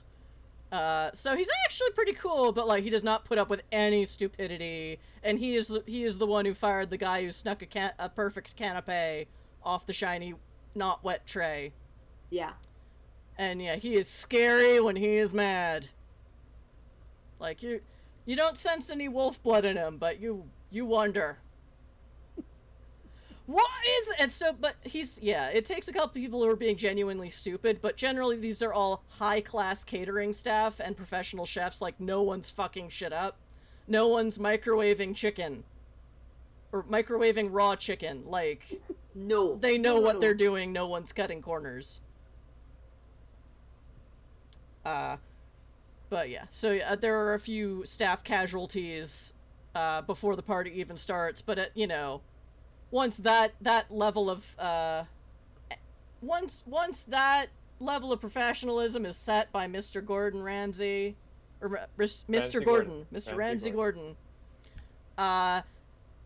everyone knows where the bar is, and everyone is aspiring to hit that bar or higher and not piss off the head chef. One of the people who get fired is fired for being an idiot sandwich. And they will never work in this industry again. Oh, thank you for following, Torp777. Yeah, that's what that noise was. For some reason, it didn't show up in chat. Why, chat? Chat hath betrayed us. Well, Twitch. Yeah, Twitch in the chat function, not all our actual people in chat. We love you dearly. All right, I have that happen in my channel sometimes too. where Chatlings, stuff we just love doesn't you. show up. Chatlings, we love you more than the chat bar itself. Alright, so, We have chatlings now. Chatlings are cool. Chatling. I started calling them that during the Dark Crystal one-shot, which you can find on our YouTube channel, which is linked down there, and probably also a VOD here, but, like, Twitch managed to do ads worse than YouTube. So I make sure to put everything also on YouTube where the ads are less bad, and I'm like, how did you screw that up, Twitch? Anyway. Oh, Fete here! Thank you for the GM plus ones. Hey, Yoda. Oh, Oh, Vampiric Yoda. Hey, Yoda. oh hi, And Vampiric Basha Yoda! Arts, hello. Hi! Hello. Basha Arts, hello! We are NWoD in space, and our low-class protagonists are about to try and crash a fancy party. A very fancy party. Yes. Mr. Stevens. So Ramsey Gordon is the head chef, and Mr. Stevens is head of the catering company, and they are, like, constantly talking to each other and checking in, and yeah. In all this madness, Klaus and Boris show up to a very busy kitchen. Where do you go from there? I follow my nose. It always knows. Well, you're in a kitchen, so your nose is pretty much like, nope, we are here and we're staying here. There is nothing beyond this cacophony of smells. Oh, well, then I have to forgo my nose at that point. I guess for now we'll follow the rest of the group or we'll follow and get our instructions for serving throughout the night, and then we can kind of figure out, go out and get the lay of the actual setup so we know best ways to get around. If there's tables, if there's other obstacles in the way, the buffet, things like that. Yeah, Mr. Stevens basically has, like, not a blueprint, but basically, like, one side of the kitchen is just, like, a chart of here are all the places we are supposed to be serving food and picking up dishes. And, you know, in the main ballroom, people will be walking around with hors d'oeuvre trays. In the smaller rooms, there will be buffet tables and such. And, people watching the buffet tables, but generally the tops will be dishing out their own food and we just collect the refuse. Or ask them if they want a drink refill. Or actually, no, they'll probably just get their own drinks, oddly enough, from the bar outside of those rooms. But obviously if somebody asks us to go get them a drink, we go get them a drink. Yeah. Does he have any places on a blueprint marked where we're not allowed to go? And can I take pictures of these things with the computer in my brain? So, not actually. It's more just they left all of those places off of this map. Oh. And basically, if it's not on this map, don't go there. So you've told me exactly where to go. Which is, you know, a giant first floor of a cyberpunk mansion that is the size... The floor itself might be the size of a football stadium. Just the ballroom is just a football field. Oof. And yeah. There are some staff, a certain, let's say, elite staff members. There is a bar on the balcony level. Or there are bars on the balcony level, but there will not be serving staff on that level. As far as you're aware. So yeah, and 2 GM plus 1s for me. Thank you, Vampiric Yoda. I have a lot of those now, because I forget to use them too. Yeah. Okay. So yeah, party starts at 7, and,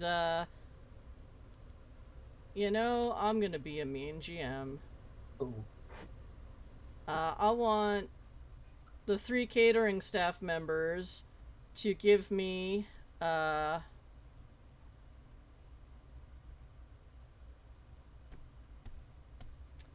do I want? It would be, I think this would be composure. And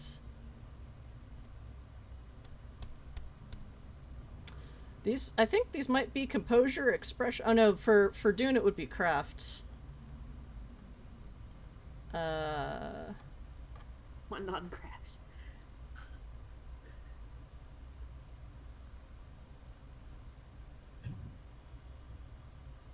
Oh no, it would be socialize. Okay, so actually then it would be presence, socialize, to see how you do as catering staff. Shit. Okay. Remember, you have 12 plus ones in your pool. I'm going to use a +1 for mine. I will also use one. Fantastic.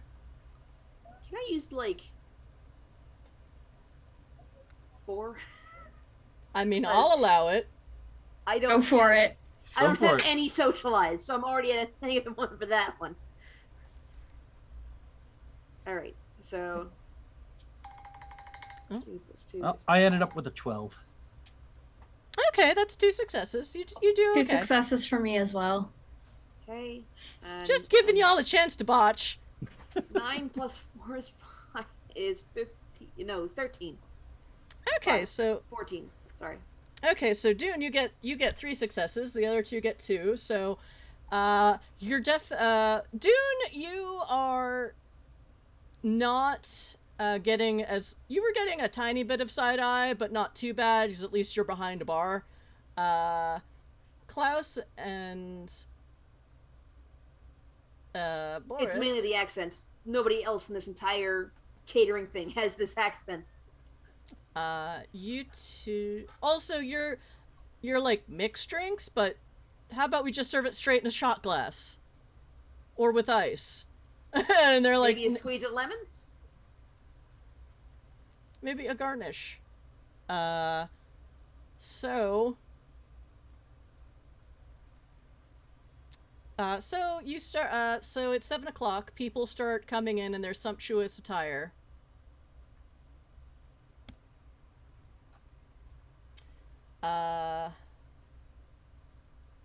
Klaus and Boris, I need you both to agree. Odds or evens? What do you think? Odds? I'll go with odds. Ah, okay. So you were there early, but you do not have. So you're there early, but they see you're still a bit new, so they want to give you a few more pointers about how to do this and not piss off the rich people. So you don't go right out at 7. Okay. Masterson and Guildenstern, what time do you arrive? Fashionably punctual. Okay, so 7:15. 7:27. Precisely. 7:27 and 37 seconds. So, Masterson and Guildenstern, you turn up in your dress uniform and your fashion label finery to the front, the sumptuous front the gilded double doors of this massive urban estate. And the nice gentleman in the black on black suit says, "Good evening. Can I see your invitation?" Oh, And now we will go on break. Because Because the one It's a thing I banger. kept asking, Naturally. and I'm like, oh no. Okay. So yes, our timer went off for break. So chat that so y'all can think of an answer during our 10-minute break. Lol. Like, they didn't say how they were getting an invite. So this is gonna be interesting. We got added to the list last week when Boris was Yeah. putting the. No, that was catering. No, he did one for us too to make sure that we were on the list. Yeah, he did actually. Because like that was the first thing that happened, and then we decided we're going to go through the catering. Yeah, Hold on. I don't remember what he rolled, but I remember there being a roll for it. I might have to go back to the playback then while we were on break. I'm almost certain that we did, but Okay. We can do I with that can't- on break then. I Yeah. can't say yay or nay. I don't remember. I wasn't here. I didn't make the roll, so it went straight out of my head. yeah. Okay. Because I I only remember- because the catering hacking roll was 5 successes, and that I wrote down. I will check the playback. Cool. So okay. So yes, chat. We take a 10-minute break. So chill out. Well, I have to go watch a YouTube video, so I won't be as active in chat as I usually am. I'll be in chat. Okay. I have to step away for a few minutes. Okay, so, spend channel points. You can buy Player Boost, which is Player +1, GM +1, or by custom NPCs, or put in 1,000 channel points, and you can suggest a name for the Karve Tourism Ltd spaceship. Oh, I didn't really explain what you are, but we'll get to that later. Underground railroad in space trying to ferry Supernats out of the core, and now the Expanse. Masquerading as a tourism agency. It's awesome. Some nice person named Merc just bought 4 player plus ones. I used them, so... As long as your accounts are watching our stream and beefing up our numbers, I am okay with this. Okay. So yeah, 10-minute break, chat. We'll see you in 10 minutes. Bye.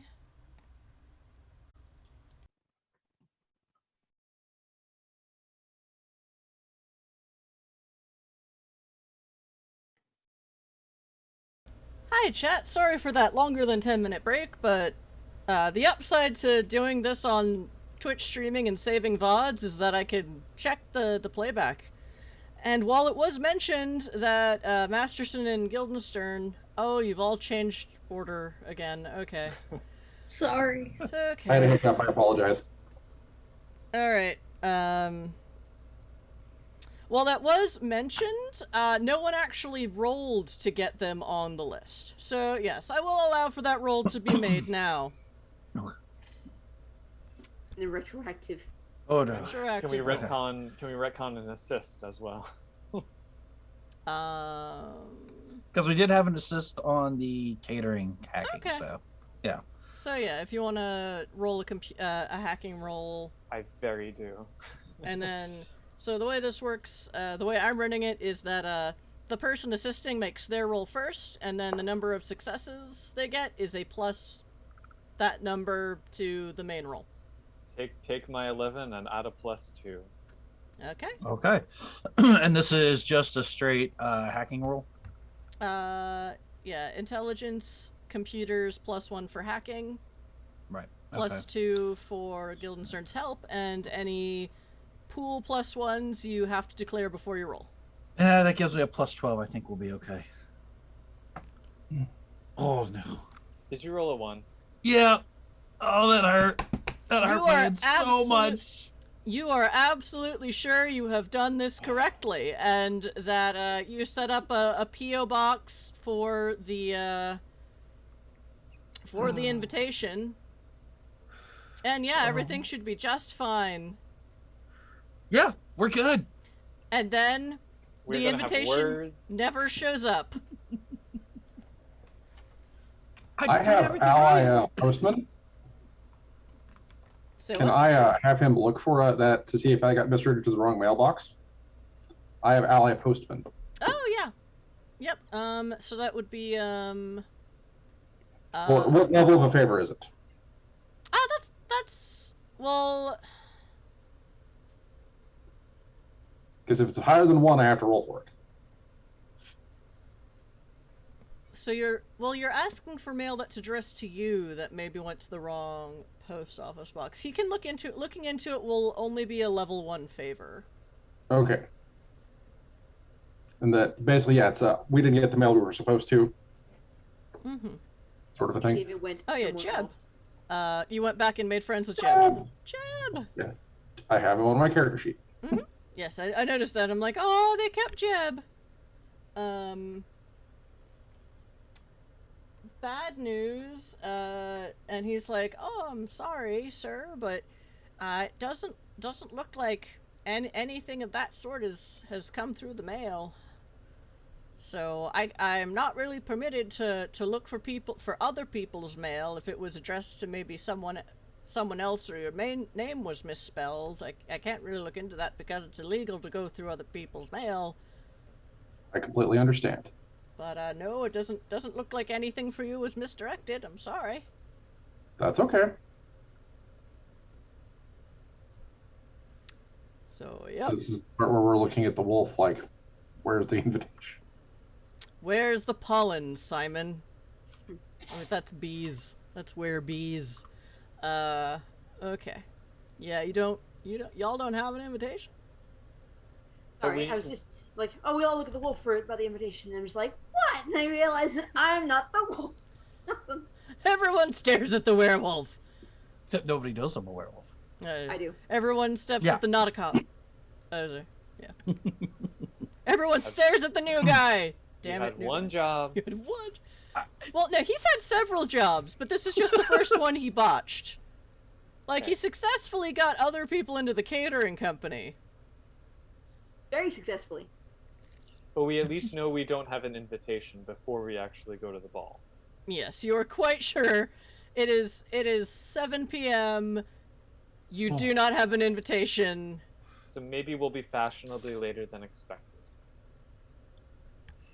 What can we do? I can make a phone call.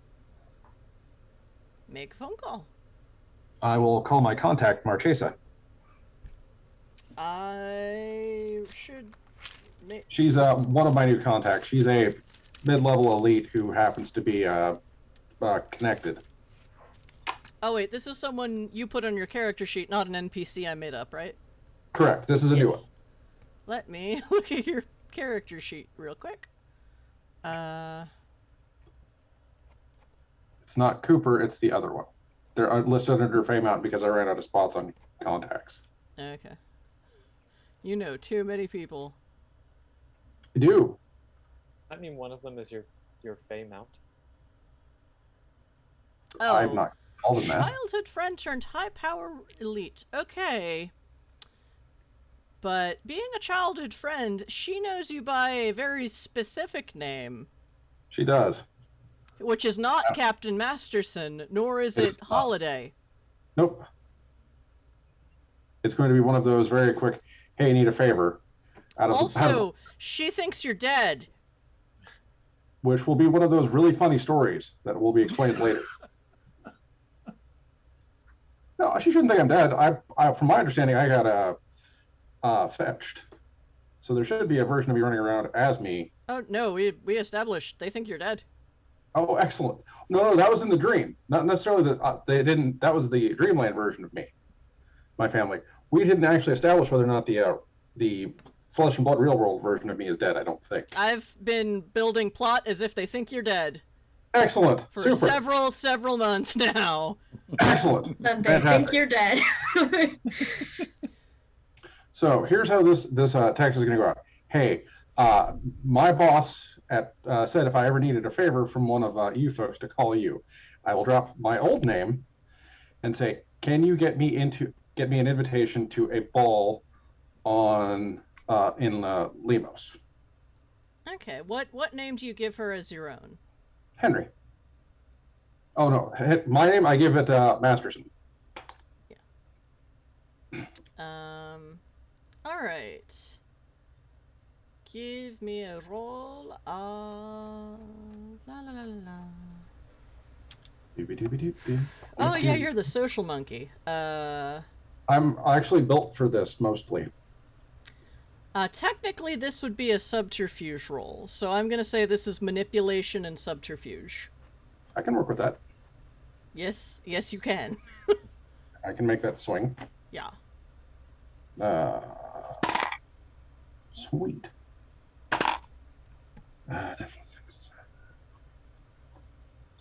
Subterfuge. 20. Manipulation. 23. That is 6 successes, and 5 is an exceptional success. So yeah, she's like, oh, Henry, oh, where did you serve?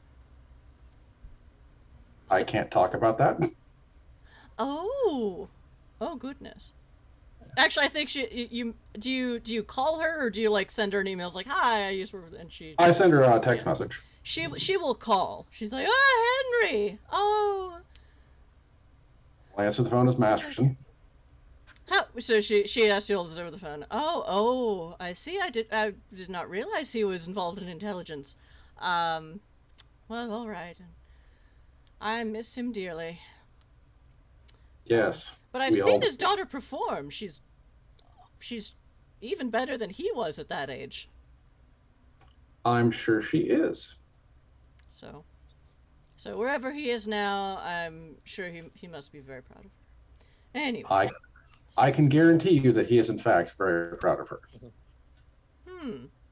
All right. Yes, I think I could pull some strings for that. And, yeah, she can get Captain Masterson an invitation. Excellent. With a +1, if necessary. Yes, the +1 is needed. Mm-hmm. Yeah, so. All right, well, you know, call The again. next time I'm in the core, I will drop by. Oh, is Marquesas in the core? Yeah. All right, yeah, it takes, yeah. So we'll just say, yeah, Deus Ex Machina, rich people. Gets you a ticket, or gets you an invitation, or rather gets. It's too late to send out another invitation, and they are like paper invitations. It's like what? Okay. Yeah. When he asks for the paper invitation, I'll go, "How quaint! We don't do that in the core." Yeah, she does get you on the guest list, so just say, I'm sorry I don't have a paper invitation for whatever excuse. Yeah. Oh, no, I go with the, how quaint, a paper invitation. We don't do that in the core. Okay. So, yes, oh, is that what, so when, the security guard asks your invitation, you say that? Yeah. It's like, well, can I get your name, sir? Masterson. He, checks his tablet, and is like, beep. Yes, Masterson +1. Come right in and enjoy the party. And, you get about 2 steps in, when another security guard sort of just very smoothly steps in front of you. I'm sorry, would you please, come with me for a moment? Certainly. And just, yeah. Very quiet. Just Masterson or both of us? To both of you. Yeah. And that he takes... I do have my voice modulator on. Mm-hmm. So there is... He doesn't take you into another room. Mm-hmm. There's sort of, there's a, like... At first you think it's a wall, but it's sort of a holographic projection of an extra wall. And it kind of takes... And it's kind of a weird setup with there's the little extra room where the weapons check is, or the coat and weapons check is. I forget. Either of you you're Guildenstern, you're carrying a weapon. Yeah. Okay, so it looks like it's a flat wall, but actually it's sort of like that's a room and then there's like an indentation and there's like a holographic wall that y'all just pass right through. So it's not quite as creepy as being taken into a side room, but there is more security equipment here. Mm-hmm. Not a ton, but just like scanners, it looks like. And he's like, I'm sorry. You tripped off a few of our security alarms, so I'm going to need to scan you. It is not physically invasive. I assure you. Before you do that, I will pull out my military personnel file with the incident report where I got stabbed by the changeling, and I will open up my voice modulator box and have that scar. This is probably what set off your one of your sensors. Oh goodness! So as you're seeing, like there's sort of a little like security monitor, almost like he's giving you an ultrasound, but it's clearly a security thing. And it's not so much giving like a body scan as it is like ba-ding, ba-ding. It's a bit weird. And like all of you kind of gives a but going over your neck goes and it's like, oh, okay. Huh. Okay, I'm sorry about this. Yeah, I'll re-put the modulator back on. Also, your companion has a firearm, I'm afraid. You will have to check that at our weapons check. It is no additional cost, of course. I sure hope so. And we will treat your property with the utmost care and respect. I see that you do. She's very dear. I do apologize for giving your security system fits, but we haven't been able to figure out how to take it out yet. Oh. Yes. Oh, that's why it's in my neck. Just so if you want to alert the rest of your security staff that I will be setting their sensors off incidentally, or if you can turn it down so that it doesn't actually look for this again, that may be an option. That may make your life less complicated. Well, that's not my call, but if you wouldn't mind waiting here a moment while I talk to my superiors. Certainly. Thank you, sir. I'm sorry for thank you, Captain. I'm sorry for this inconvenience.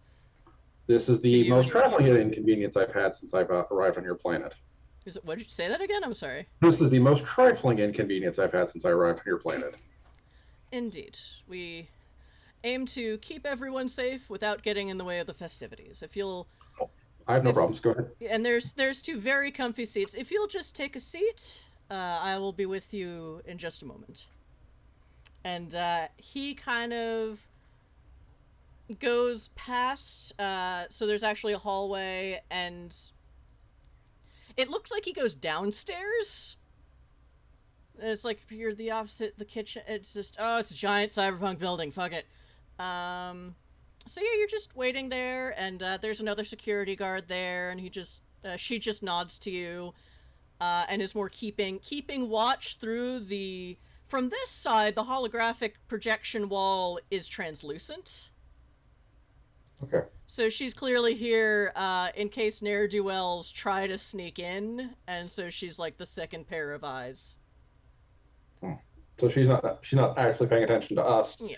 but she's in close proximity to the two of us. If you two were to do something, she would know, and she might kick your ass. But she's like, you were very, nice about being stopped for possibly being, evil Supernats. So she's not too. You haven't Karen'd at all yet. So yeah. I have an explanation for it that is unfortunate and comical. Mm-hmm. And she heard it, and there's also kind of like a side window that opened to this area, so you don't have to go back out of the holographic wall, Guildenstern. So and the Haas numbers thank you for the follow. Or No, we're banning that one immediately. okay. No hate raids yet. No hate raids ever. I can't see it to ban it.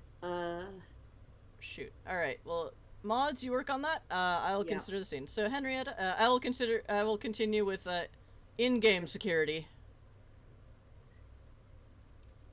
So Guildenstern, you are beckoned by a young man at the check window, and he's like, "May I check your firearm?" Just be very careful. Oh, of course. Got it, Merc. He's actually Cool. wearing gloves, like very Oh, soft excellent. gloves, that are a special kind of semi-leather that, does not leave oils on guns nor interact with anything. Yeah, so. Yeah, These are professionals. she's got a hair trigger. You just, Oh, indeed. The just touch her the wrong way, you'll have a hole in that wall. It'll take a week to fill. oh goodness. Is the safety on? I'm not familiar with this model. Yes. Very, very good. And yeah, he stows it away.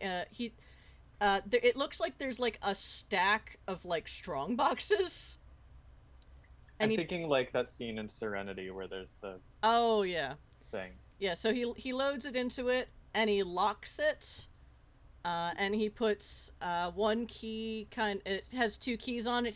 He puts one on some sort of pegboard or something nearby, and he hands the other to you. Many thanks. And the number of the box is on it. So yeah. Character, I'm fascinated. Your gun has a safety. Noted. Oh no, I turned to safety. There was no safety turning on. It just There was That no is- safety to put on. that is me fiddling with the gun to reassure the security guy. Sungrazer isn't big on safety. Yeah, I didn't think so. At least not in terms of firearms or things that go kaboom. Ah. Thank you, mods. Yeah, Is that a known bot or just a problem person? That is one of approximately 7,000 known hate raid botters that have also been known to scam Twitch IPs. So Ugh. Count created 38 minutes ago. yeah, No. It's- Alright, thank you, Yeah. mods. Yeah. Odds are good here. Thank you, mods. Thanks, Everyone in chat say thank you, mods, because I don't really. I have a very thick skin, but I still don't want to deal with a hate raid. No. Well, it could be thick skin. It could be some form of emotional dissociation. Dunno. And it's much easier for mods to just take care of it than to Yeah. have to deal with it when it becomes a problem. Yeah. Oh well. Well, we could always go to followers only chat if this keeps happening, but I don't think we need it. Yeah, no. Yeah, we're tiny. Although I did put the LGBT tag on, so This is That true. I realize now that that makes us a target. Hooray! A risk I'm willing to take. Yeah, seriously. Because we are out and proud, and our game setting is out and proud, just not for Supernats. Everyone else, if you haven't noticed, this is a world where, this is a universe where sexism, racism, and homophobia and transphobia are just not a thing anymore. Classism is way worse, and now that Supernats are out, everyone hates them because they're a convenient scapegoat. But we're so pretty. They're so pretty. True. So yeah, it's 9:30. We started at 7:15, and we were finally getting to the fancy part of the party. So yeah, the head of security comes back out. Actually, you get a sense that this is head of security or one of them. A tall woman, again in the same absorbently dark, absorbent black uniform. And she's like, "I'm very sorry, Captain Masterson. If you wouldn't mind standing so I can scan you again." Certainly. I will, again, remove the voice modulator so that it, I don't talk while the voice modulator's off, just so that... And she scans it, and it's like, well, you already have quite the reputation in the system, so I'm inclined to believe you, and thank you for your service. We're so sorry we've troubled you and your companion. If there's anything you need, staff is, we have taken down the detectors so that they are only on active detection. Very good. So they shouldn't pick you up as background radiation. That is appreciated. Again, it was more for your benefit than mine, because as long as I'm not, as long as we're not messing with this thing, it doesn't cut into my vocal cord, which is why I have a voice modulator. Oh, of course. Yeah. So I was mostly doing it to keep your security from having to go chasing down sensor ghosts all night. Indeed. Yeah. And as you've probably heard, Chiron does make the best detectors. But yes, I have heard that. in some cases, well, that can cause some problems. Yes. So yes, if you have any further questions or concerns, our security staff is aware that you are on premises. Just ask someone in one of our black suits, and they will be more than happy to help you or direct you to someone who can. Excellent. Thank you. All right. Yes, and again, we apologize for this troublesome inconvenience. Please enjoy the party. No apology necessary. And she kind of, nods to her people and this and just walks back again, kind of downstairs. You're not really sure. There are probably back corridors and stuff, and yeah. Yeah. And the underling just sort of nods and motions and go back join the party. Every time we go anywhere, same thing. And hey, That is- That is the downside of a permanent injury, yes. ableism in space! Not exactly. Okay. All right, so y'all get in the party. At which point, so it's probably almost 8 o'clock now, because you did have to wait a little while for all that to happen. At which point, Boris and, or rather, Craig and Natasha are out with drinks on trays and hors d'oeuvres and not setting off any detectors. That's what I made you call roll odds and evens for. I'm like, do they have to go out past the sensors before their friends do something about it? That was scary. Oh, wait. Oh no. So yes, walking, now that all of you are on the scene in this grand ballroom that is already thronging with rich people, you see the full span and scale of the elite classes. You're not the only person in military dress, but, civilian fashion is absolutely amazing. There are people walking around in, what have we got? I asked my whole community about this, or one of them. You see a woman walking around in a lavender dress that looks like it's being circled by celestial bodies. Last year. Yeah. There are people walking around, all genders, all gender expressions, much even cross-dressing.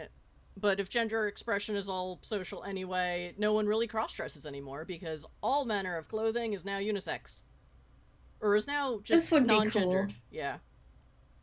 So, reading people's micro-expressions, there are women wearing suits, there are men wearing dresses, there are non-binaries. You see one non-binary person walk in wearing nothing but pink glitter.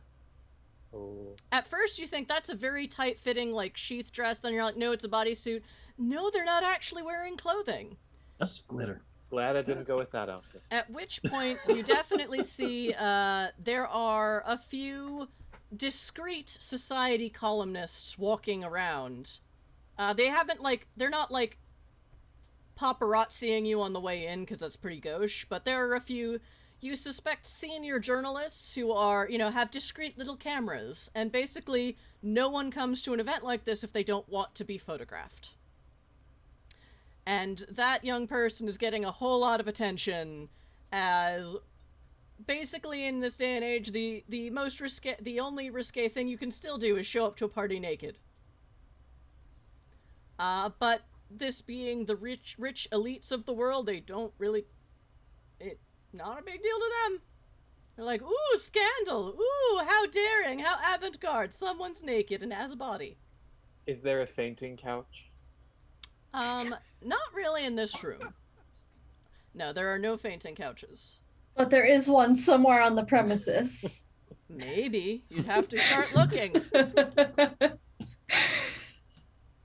In the powder room.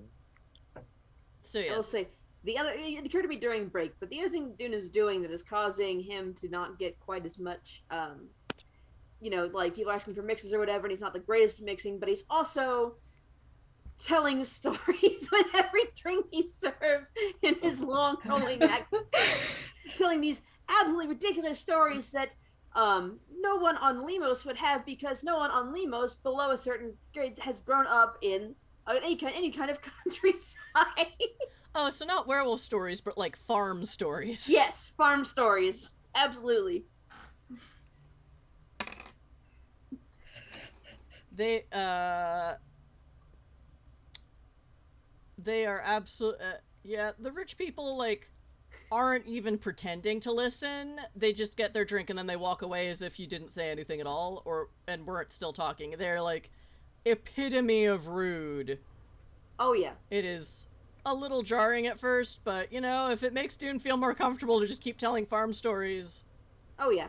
He's entertaining the security guards stationed around, at least, you know. They don't show it, but he can, you know, he vibes with them. He knows when they're bored.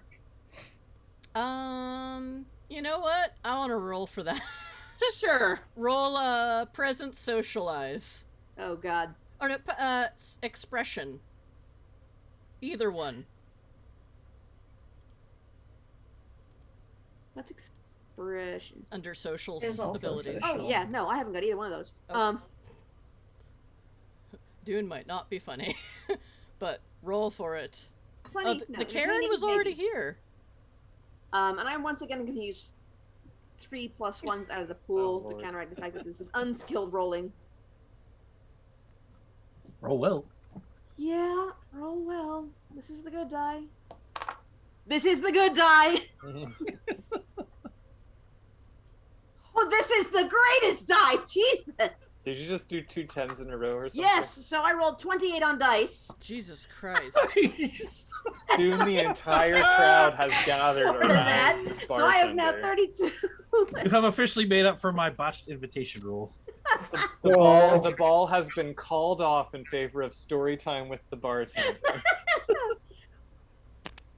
So, well, this was just for the security guards. So you make over 10 successes when an exceptional success is That's- 5. Keep distracting them. Um, Distract all the security. Yeah, so Perfect. So the security guards, you can tell, these are consummate professionals. These are highly paid professionals by the fact that they do not smile. But Right. you can tell that... There's always one drifting in my range so that everybody can hear this through the earpieces. You can tell that they you get just a weird sense, almost maybe it comes off on smell, that like if you were all at a bar, they would think you were really fun and funny, and they do really something about their presence warms to you, but they obviously can't show it because they're supposed to be scary and nondescript security guards. But somehow there's always one nearby, especially when Dude's telling a story, because like you do sense that at least one security guard is a little bit closer to your bar than they should be at any given time, and it's not for a bad "I'm gonna kill you" reason. No. And you get a sense that like some security guards are sort of the ones who are on the move, kind of walk past you close, so you get a sense that they might have been talking about you on whatever their comm system is. It's like, did you get a sense of the farm dude? That's what? Farm boy. Custom NPC drop. Kip Snaps, an esteemed member of the paparazzi who has decided one member of the crew will be their next big story and won't take no for an answer. Well, that's easy. Guildenstern, you are not the only person wearing flight suit chic. Flight suit? Or wait. Flight suit? I thought you're... No, we spent like half an hour last session getting them haute couture. Well, yeah, but you said it was like liquid so it's liquid not... Liquid pantaloons. Okay. Pantaloons. Alright. So, you're doing blender chic. And a bodice. So yeah, a Kip Snaps paparazzi. And a fashion bird, if allowed. Just on the shoulder. Pooping.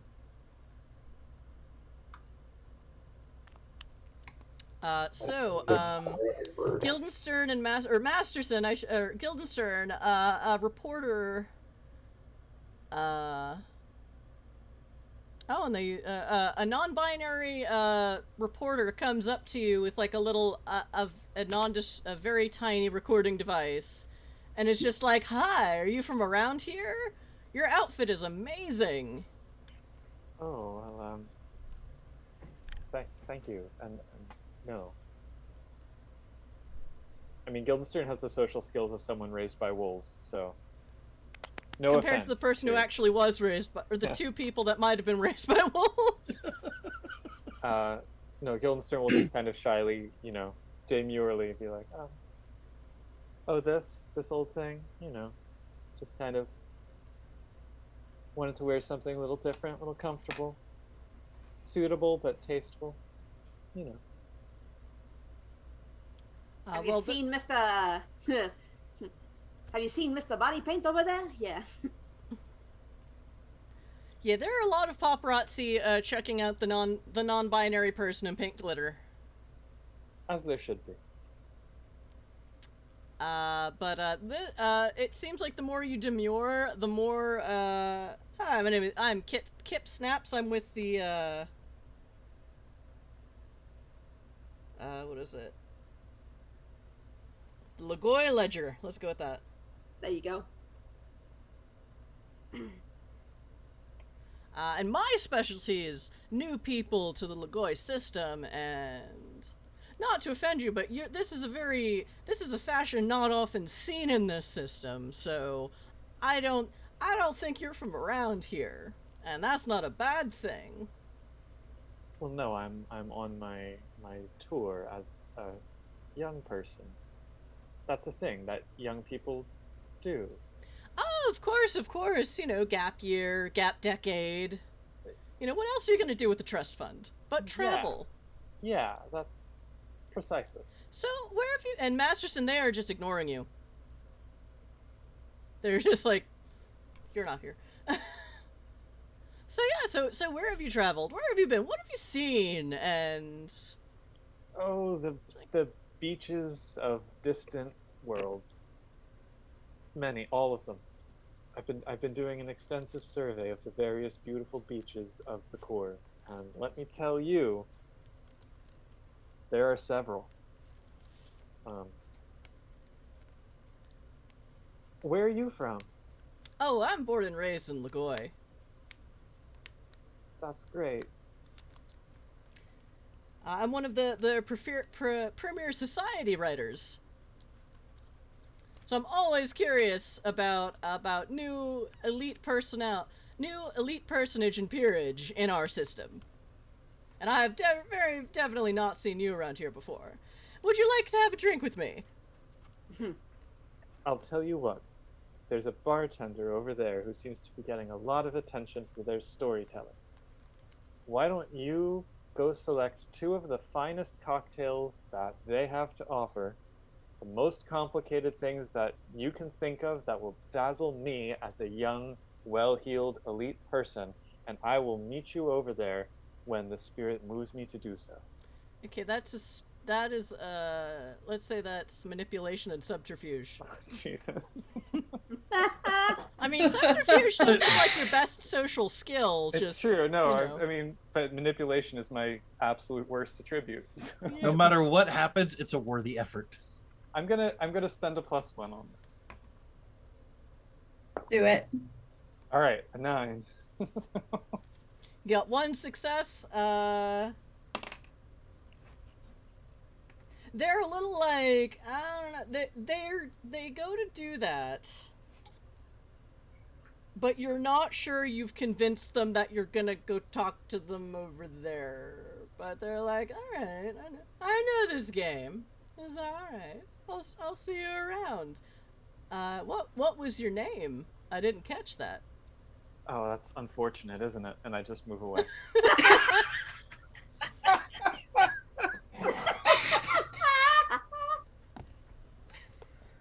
Smooth. Sungrazer is the opposite of smooth. I will say that if he comes to me from Sungrazer, I will smell Sungrazer on him, and I will slip him. I will slip maybe a dram, as a couple of fingers of moonshine into his drink, because I didn't bring any. But it's not that I didn't bring any, but it's not for the general consumption. Oh yeah, I mean, they're checking you for weapons, not hip flasks. Yeah. So the reporter gets a couple of fingers of moonshine in his drink. Oh dear. So when you said you were bad at talking to people, I didn't realize that we were working with this level of holy shit. So if you find Kip Snaps again, he will likely be much more drunk than the first time. They ask you for basically like a Cosmo, and that's using a mixed drink, or actually no, a Space Island iced tea. So that's 8 billion different alcohols in one anyway. So what's a little moonshine? And they get hit real hard, real fast by the moonshine, because then they ask you to make the most complicated drink which chat, I have learned from actual bartenders, they don't like those kinds of questions. Bartenders don't actually like being asked, make me your favorite drink to make. Like, I'm just gonna make the stupid, because I know it takes a fuck ton of glasses and stuff to do this, but I'm gonna make the rainbow stacked booze, where you gotta pour it all out and you gotta do it all at once to get the alcohols to stack on each other. So I'm gonna say that Kip Snaps gets hit so hard, so fast by the moonshine that I'm not gonna make you make like a crafts roll for this, because they're not paying attention that good now. Are they going to need that fainting couch? Actually, Klaus, roll me wits medicine. They have never gotten this bladdered at a society function before, and they never will again. You asked for that at Starbucks. I have a lot of wits, and I just rolled an 8. A lot of medicine, too. That's an 18. Ooh. So... Okay, so, that's 4 4 successes. successes. So, they've asked you to cast, there's open bar, obviously, but there's also, no, actually, you would be, since it's open bar and people are getting champagne and equivalent at the bar, you're basically carrying around snack trays and, just people are putting, wrappers on your tray. It's, it's all fine. But your pill sense your medication sense goes off, and you've seen a few people who glance at Dune and recognize the glow of whatever drink they just handed this person. Well, you notice that. You also notice the varying drunkenness levels of people and it's still only 8 p.m. or 8:15, But people have obviously been pre-gaming, and not just with alcohol. And you see definitely a couple people of varying ages and sizes go from plastered to, oh wait, I'm plastered. They go into a pocket because everyone in the future has pockets. Or their purse if they have one as you know, as an accessory, because everyone has pockets. We don't need purses anymore. But if the purse goes with the outfit. And take out some kind of tablet and pop it, and they sober up real quick. And you have heard of this sort of thing before, and it is typically a rich people thing. Well, you know, it's not that difficult to get on the street, but, like, generally people who drink on the, you know, lower classes who drink want to be drunk for a while. Because this world sucks. Elites want to be able to keep going. And it was either, you know, purgatoriums that weren't actually used for that, I understand, or vomitoriums, or, you know, take a pill and sober up immediately. Or mostly sober up. You've heard of this. You've never, once in a while, someone will still go so far that between both the booze or the the intoxication substances and the cure substances, they will fuck themselves up. But yeah, it's not as common as someone who does something stupid and gets alcohol poisoning. So it's like, so both your drug dealer brain and your doctor brain kind of go off at the same time, like, huh, alright. No one seems to be in any kind of trouble yet. Yeah. And you're not sure you care. That's up to you. Or I should say, whether or not Klaus cares is up to Klaus. Not the GM. Just as a point of order, can we confirm the passive detectors have been turned off, correct? That's what it sounded like. So, yeah. Okay. Because what I'd like to do is, like, scribble a quick little note to that effect and find a way to slip that to each of the three others just to let them know. Well, you could text them. Oh, okay. I'll do that. Like, you still have... No one told you to shut down your cell phone?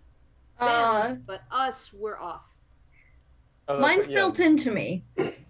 I would be able to get it and pass the note around. But me, and I don't know about Natasha. Natasha may have secreted a cell phone somewhere, but Dune is not the techie person. Dune has turned his cell phone off. I turned mine on silent. I refuse to turn it off. Yeah. So, thank you, JJ Builds, for following. Yay. I hope you're not a bot. Hey. Because No bots, no bots. We've had a night. I can tell you that. Okay. Passive detectors are off. Active are still on. Yeah. So, I mean, you can walk by Boris and Klaus pretty easily since they're wandering with trays. Yeah. Unfortunately, you sent that annoying reporter over to Dune's own bar. But also Dune can't really do magic, so they did that one thing. So well, I kind of saw what happened with the reporter thing, so when I get the message, I'll go over and, like, you know, give a signal or whatever to Dune to. Dune let the last talent at home. Dune was not certain that that would not set the thing off, even inert. So. Oh yeah. All just right. like, you know, a look in passing, like, we're good. All right. So. And pleased I am to know it. Okay, so it's 10 p.m. Does anyone need for us to shut down right now? Or go right now? Because we started about 15 minutes late. I can go for another 15 minutes. I can go for another 15 minutes. Yep. Okay. I Can't go too. stupid late. I've got things to do in the morning. Alright, so we'll go for 10 more minutes of gaming, and then 5 minutes of outro, and raid mustering. So while Guildenstern is being talked at by the reporter, and who is completely ignoring the military captain in dress uniform, a woman, Masterson, while that's happening, you hear kind of a voice to the side of you. It's like, I can't believe they still let reporters come to these things. If they didn't, who would tell the stories of what happened at the party? Well, the elite would, and we'd tell it correctly the first time. But isn't the fun correcting the reporter for the second and third time? I suppose I would find that very tedious. I mean, depending on who you... there are some people who find lawsuits very entertaining, but I'm not one of them. You could just yell loudly at them. I have found that to be quite revealing and helpful in getting their processes moving in the right direction. At parties or on starships? Because on starships, I'm sure, and on military vessels, I'm sure that's far more in culture and more entertaining and quite satisfying. You'd be surprised how often we don't have to yell on the deck of a ship. Usually people listen the first time you say something. The only time things will go differently is if there happen to be explosions going on in the background. However, showing up at a newspaper office at 8 in the morning and having a meeting with the reporter's boss and then going and yelling at that reporter is a lot of fun. Oh, I can understand that. Fadier is objecting to something. I have no idea what. Have fun, bro. And so yeah, this is she's a very attractive woman. She has this like bright, glowing, almost glowing smile. You wonder if there might be some kind of plug-in, kind of amping the glare. Which has happened, because people are silly and plugins are ubiquitous. This is cyberpunk. She's wearing this, she's wearing this very long, slinky gown with kind of the Grecian, like, one shoulder, kind of gathered look. And it's just floor length and it's very flowy, but not so long that it, you know, you trip over it. Ask me how I know. And at first, you think it's bronze. It seems to be some kind of liquid bronze. And you've seen fabrics like this that are some sort of metal makeup that almost seem to be, and not just like look liquidy, but actually function like a liquid. Yeah, I believe that's what Guildenstern's pants are made out of. Oh, yeah. But less metallic. Yeah. Give me a wit science roll. Actually, wait, let me look at your sheet. With science, you say? I can try that. Terrible with science. Actually, I would allow wits occult. But I'm sorry, this person isn't a silent. That will not apply. I was guessing since they were talking. I have a total of a 7, so I don't think I passed. Oh, no. There is something about her dress that is creeping you out. That just sort of makes you feel weird, but you can't quite put your finger on it. It's like this very... It's like, you've seen, like, there's liquid pants like Guildenstern's that are probably, like, rainbowy, I assume. Yeah. And then there's the liquid metals. They're usually brilliant metals, like gold or silver or platinum or copper. This is like this kind of very dull bronze, or very dark bronze. Almost like, when it's been antiqued or weathered. So it's both that liquid metal look, but it's also has this muted quality to it that is weird, and something about it creeps you out. Guildenstern's, for the record, look like an oil slick. Oh, okay. Like on water. So like rainbow oil on black kind of thing. Or on water? Or... So rainbows on water. Yeah, it's fine. Rainbows on water on a parking lot. They got it from Space Mood.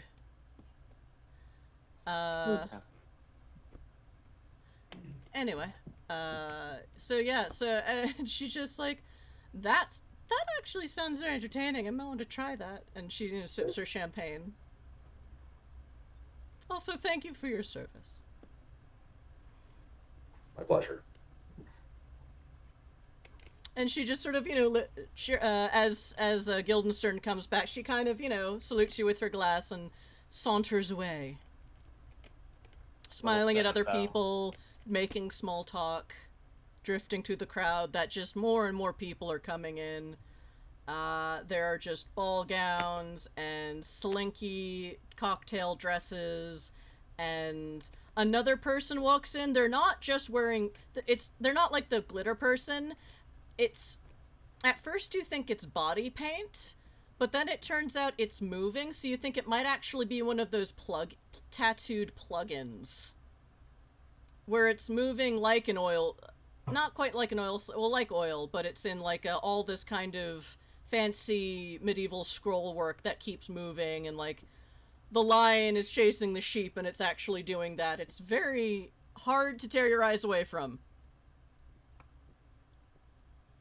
And they are also effectively naked, and the paparazzi, the reporters, because paparazzi were not permitted on the premises, are now all flocked to that scandalous person. The pants out of space. We'll, socialize to figure out who that woman I was just talking to was. Sure. Okay. Presence or manipulation? It's a party. I would say this is presence. It's more about getting people to pay attention to you and hear you more so than, hey, do sneaky stuff. No, it's like people are asking that of lots of people here. Okay. I rolled a 17. 4 successes. So one person you ask is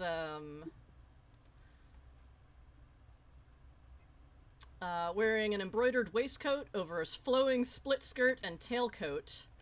All of these garments each have pockets. It's amazing. He kind of looks at her and is like, I heard she was some sort of mining corporate magnate. I'm not sure. She looks familiar. I can't quite put my finger on it. Another person you talk to, or actually probably someone hears this conversation, is also like, who is who? And also looks over, and is wearing basically the Billy Porter tuxedo gown. And he looks over and is like, do her family, run private military? I don't know, she's got this whole, like, she's giving me this whole, like, game of instinct realness, which you wouldn't usually get from an evening gown, but she's just got that, I don't know. And now that there's a, 3 to 4, depending on where Guildenstern is, is a throng, another person kind of stumbles over. She is, honest to God, dressed like Scarlett O'Hara, with that full, like, white with green print, old-fashioned cotton print, and a giant hoop skirt, who kind of barrels into all 3 or 4 of you, and it's just like, I don't know who that is. Tell me who that is. And yeah, I love this setting for costuming. I would like to commission art of just the attendees. Like, this is wonderful. And then another guy comes kind of trailing after the woman in the giant dress, in weirdly enough jeans, and but very very well tailored jeans, black brocade waistcoat, and like a white Victorian puffy sleeved blouse with like a cameo and a silver fob watch and Doc Martens. This is all coming from my costuming friends, because that was, once I realized I could ask, I couldn't not ask. And they are just like, sorry, who are we talking about? Are you here? Take your pill. And she's like, no, I'm fine. He's like, please take your pill. No, it's okay. Let's just put this. And there's basically a hidden pocket in her bodice that they just kind of sneak in. And it's like, okay, take it when you're ready. She's like, I don't know who that is. And it's like,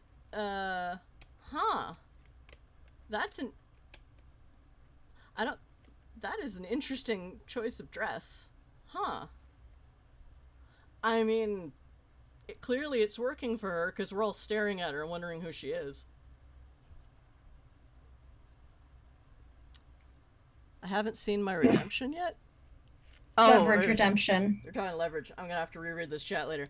Alright, so, and at that point, in-game is 8:30, and there is a sudden a fanfare coming from somewhere. It might be live musicians somewhere out where you can't see them, it could be a recording, but there is clearly a change in the music to a very loud, obnoxious fanfare, as all eyes realize they are supposed to turn to the giant double staircase, and the Ryerson family and their heir apparent come out in their outfits to regard their guests.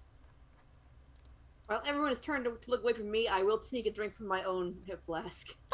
That's fine. That won't even make you roll for that. Even security isn't watching you. They are watching either the family or around them from all angles. And you notice several of them are like talking into earpieces or actively listening to something in an earpiece, so everyone's on high alert.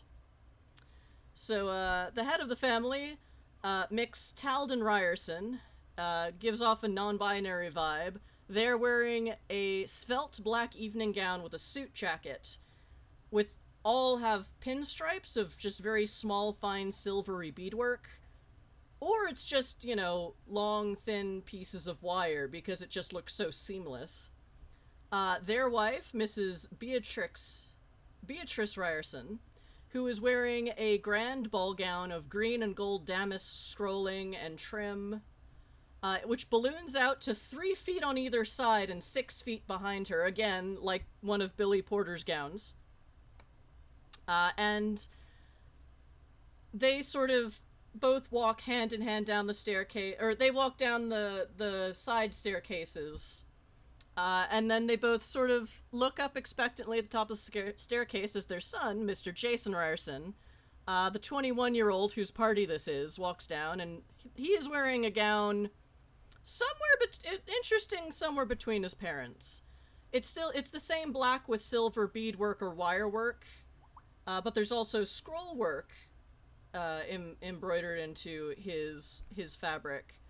But his ball gown only flares out about 1 foot on each side and 2 feet behind, so he's a bit more demure than his mom. And his non-binary parent is like, well, thank you for coming. We present to you our son, Jason Ryerson, the heir to the Ryerson Insurance Company, as founded by the ancient and noble Ned Ryerson, the, at this point, legendary insurance magnate of the Corps. And there is pleasant clapping. I will take another drink from my hip flask. And a whole bunch of young people, and some people of varying ages and genders, staring a little like, hey, at Jason. At the young man whose coming out party isn't quite the right thing, but yeah, their their personal homecoming party. And as of yet, it just seems to be a nice normal party. Unfortunately, it is now time to end game, so y'all haven't stolen anything yet, but you're well on your way. Yeah, we have set the stage. Time. So yeah. Gotta ingratiate first, and then... Well, someone certainly wants to ingratiate with you, Guildenstern. And I'm writing these NPCs down. Don't think they're not coming back next week. Oh, good. Next week? Or not next week. Next game. 2 weeks from now. Something like that. Yeah. Presumably. We could just also do Eden on the 25th and do an indie game next month. Yeah. Although several of our regulars have come to me with ideas for really fun indie games, so I wouldn't even have to go, like, hunting. That said, thank you. So we'll leave the party on a hopeful note. For now. I'm switching up my dice so that won't happen again. I can't believe I rolled 28 on dice. I can't believe I botched the one really important roll tonight I should have nailed. You know, I'm gonna make a note of that. The 28 was just for chatting, essentially. Yeah. Right? Chit chat. Do the security guards think Dune's a cool guy? And the answer is they do. Physics be damned!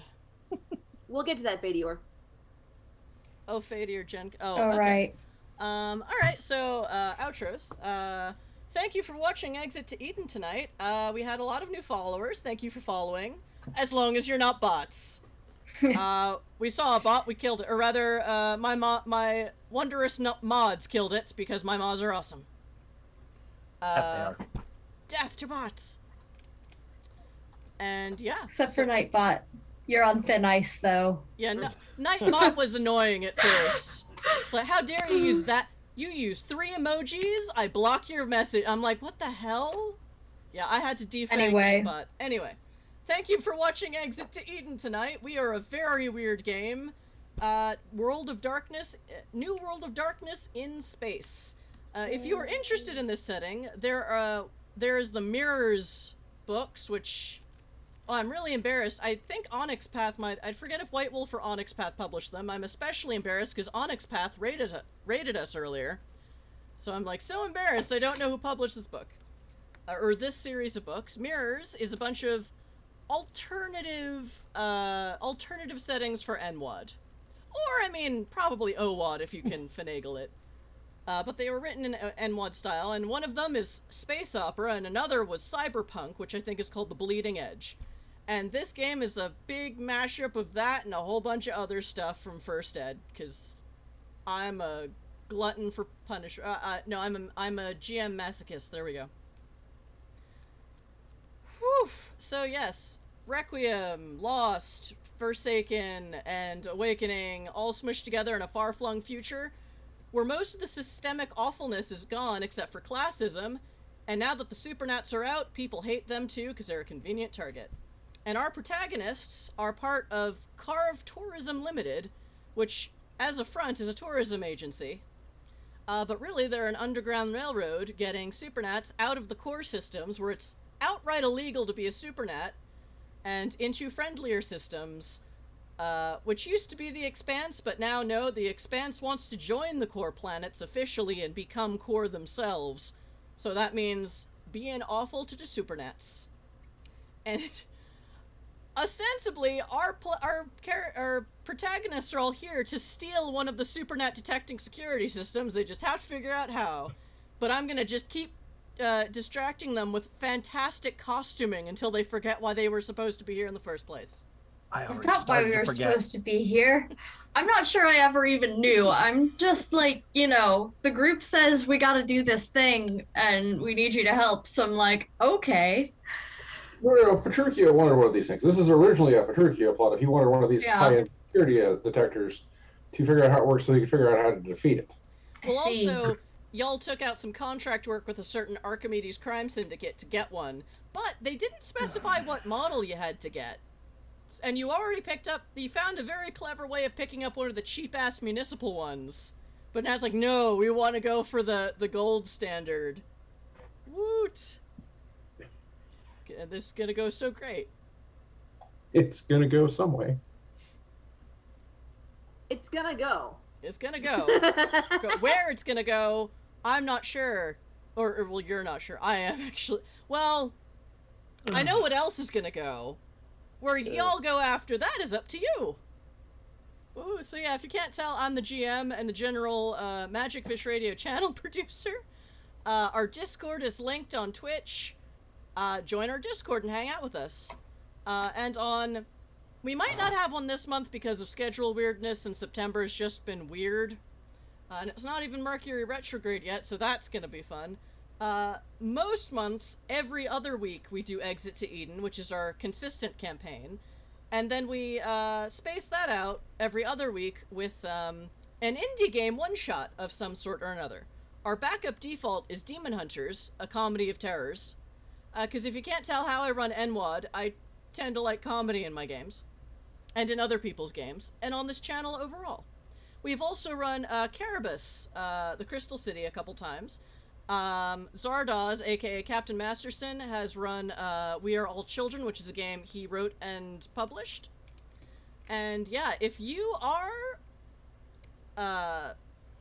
an indie game writer, publisher, artist, fan, or know someone who would like to guest GM for us, get on our Discord or contact me via the Magic Fish Radio Twitter DMs, and, you know, we can set something up. We are open to guest GMs. We need to take a look at the game first to make sure it fits our general punch-up, philosophies. But yeah, we're pretty chill, and we do really like puns, though. It doesn't come up as much in Exit to Eden, but we did Fat Magic with one of its writers, and Mitchell was not prepared for the punnery. Or that I would go to my friends and say, hey, if you don't usually watch our stream, I need more punsters in chat tonight. Like, that was we maybe should... It was very pungent. It was unbelievable, as I was the honey cleric. And yeah. So yeah, if you want to run an indie game with us, also get under Discord if you'd like to game with us on stream, because, you know, indie games pick up, we, you know, don't mind guest players either. If you want to try streaming, unfortunately, I can't pay you. If that's a bar you can't cross, no problem. You know, hang out with us. We're fun on Discord. We have a very fun memes and shit posting thing. And I sew things and post amusing pictures of them. So yeah, check us out on social media. And there will not be a game on the 18th because I have a thing, some other people have things, also Gen Con is happening. So yeah, I am not going to Gen Con because my immune system hates me.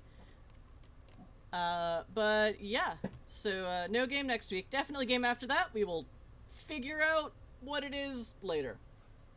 Probably more of this, because if I forget this plot before we finish it, I'll be very sad and upset with myself. So yeah, that's me. And well, we went clockwise with intros. Let's go counterclockwise by my screen with outros while I look for someone to raid. So Guildenstern, who are you when you are not wearing liquid oil slick pants? Or trousers, I should say. Pantaloons. Pantaloons. When I'm not wearing oil slick pantaloons, I'm Puka. I'm Puka Gar here on Twitch and on Discord.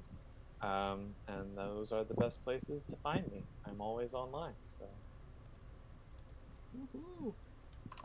Captain Masterson. Who I are am you when you're Zardoz. not being... I am at Once and Future Doctor on Twitter. I run Duffel Bag Full of Zombies Press. We're running a sale right now for everything we've made, $25. Ooh. Yes. Nice. Through the end of September. Yeah, I'm on Twitter. I'm on Discord. I'm lots of places, but I'm easy to find. Yep. And We Are All Children is an excellent now that people are, whether I think it's a good idea or not, traveling again. We Are All Children is a great RPG to play without dice and while driving in a car. Yeah. It's exciting because it doesn't need dice and it has no random elements except what the players decide to do, which is usually the most random thing of all. I know. Yep. Next, Dune.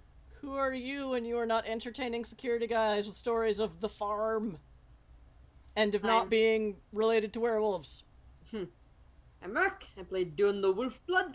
I'm not really on social media much, but I am going to Gen Con next week. So you can find me at the Zombie Orpheus booth 100. I probably won't say we make funny movies about gaming because technically I'm not affiliated with Zombie Orpheus. They just want somebody to help them showcase the new card game, Ultimate Dungeon Showdown. And I helped beta test it, so I'm like, yeah, I know how to play. I'll do it. Give me a free badge.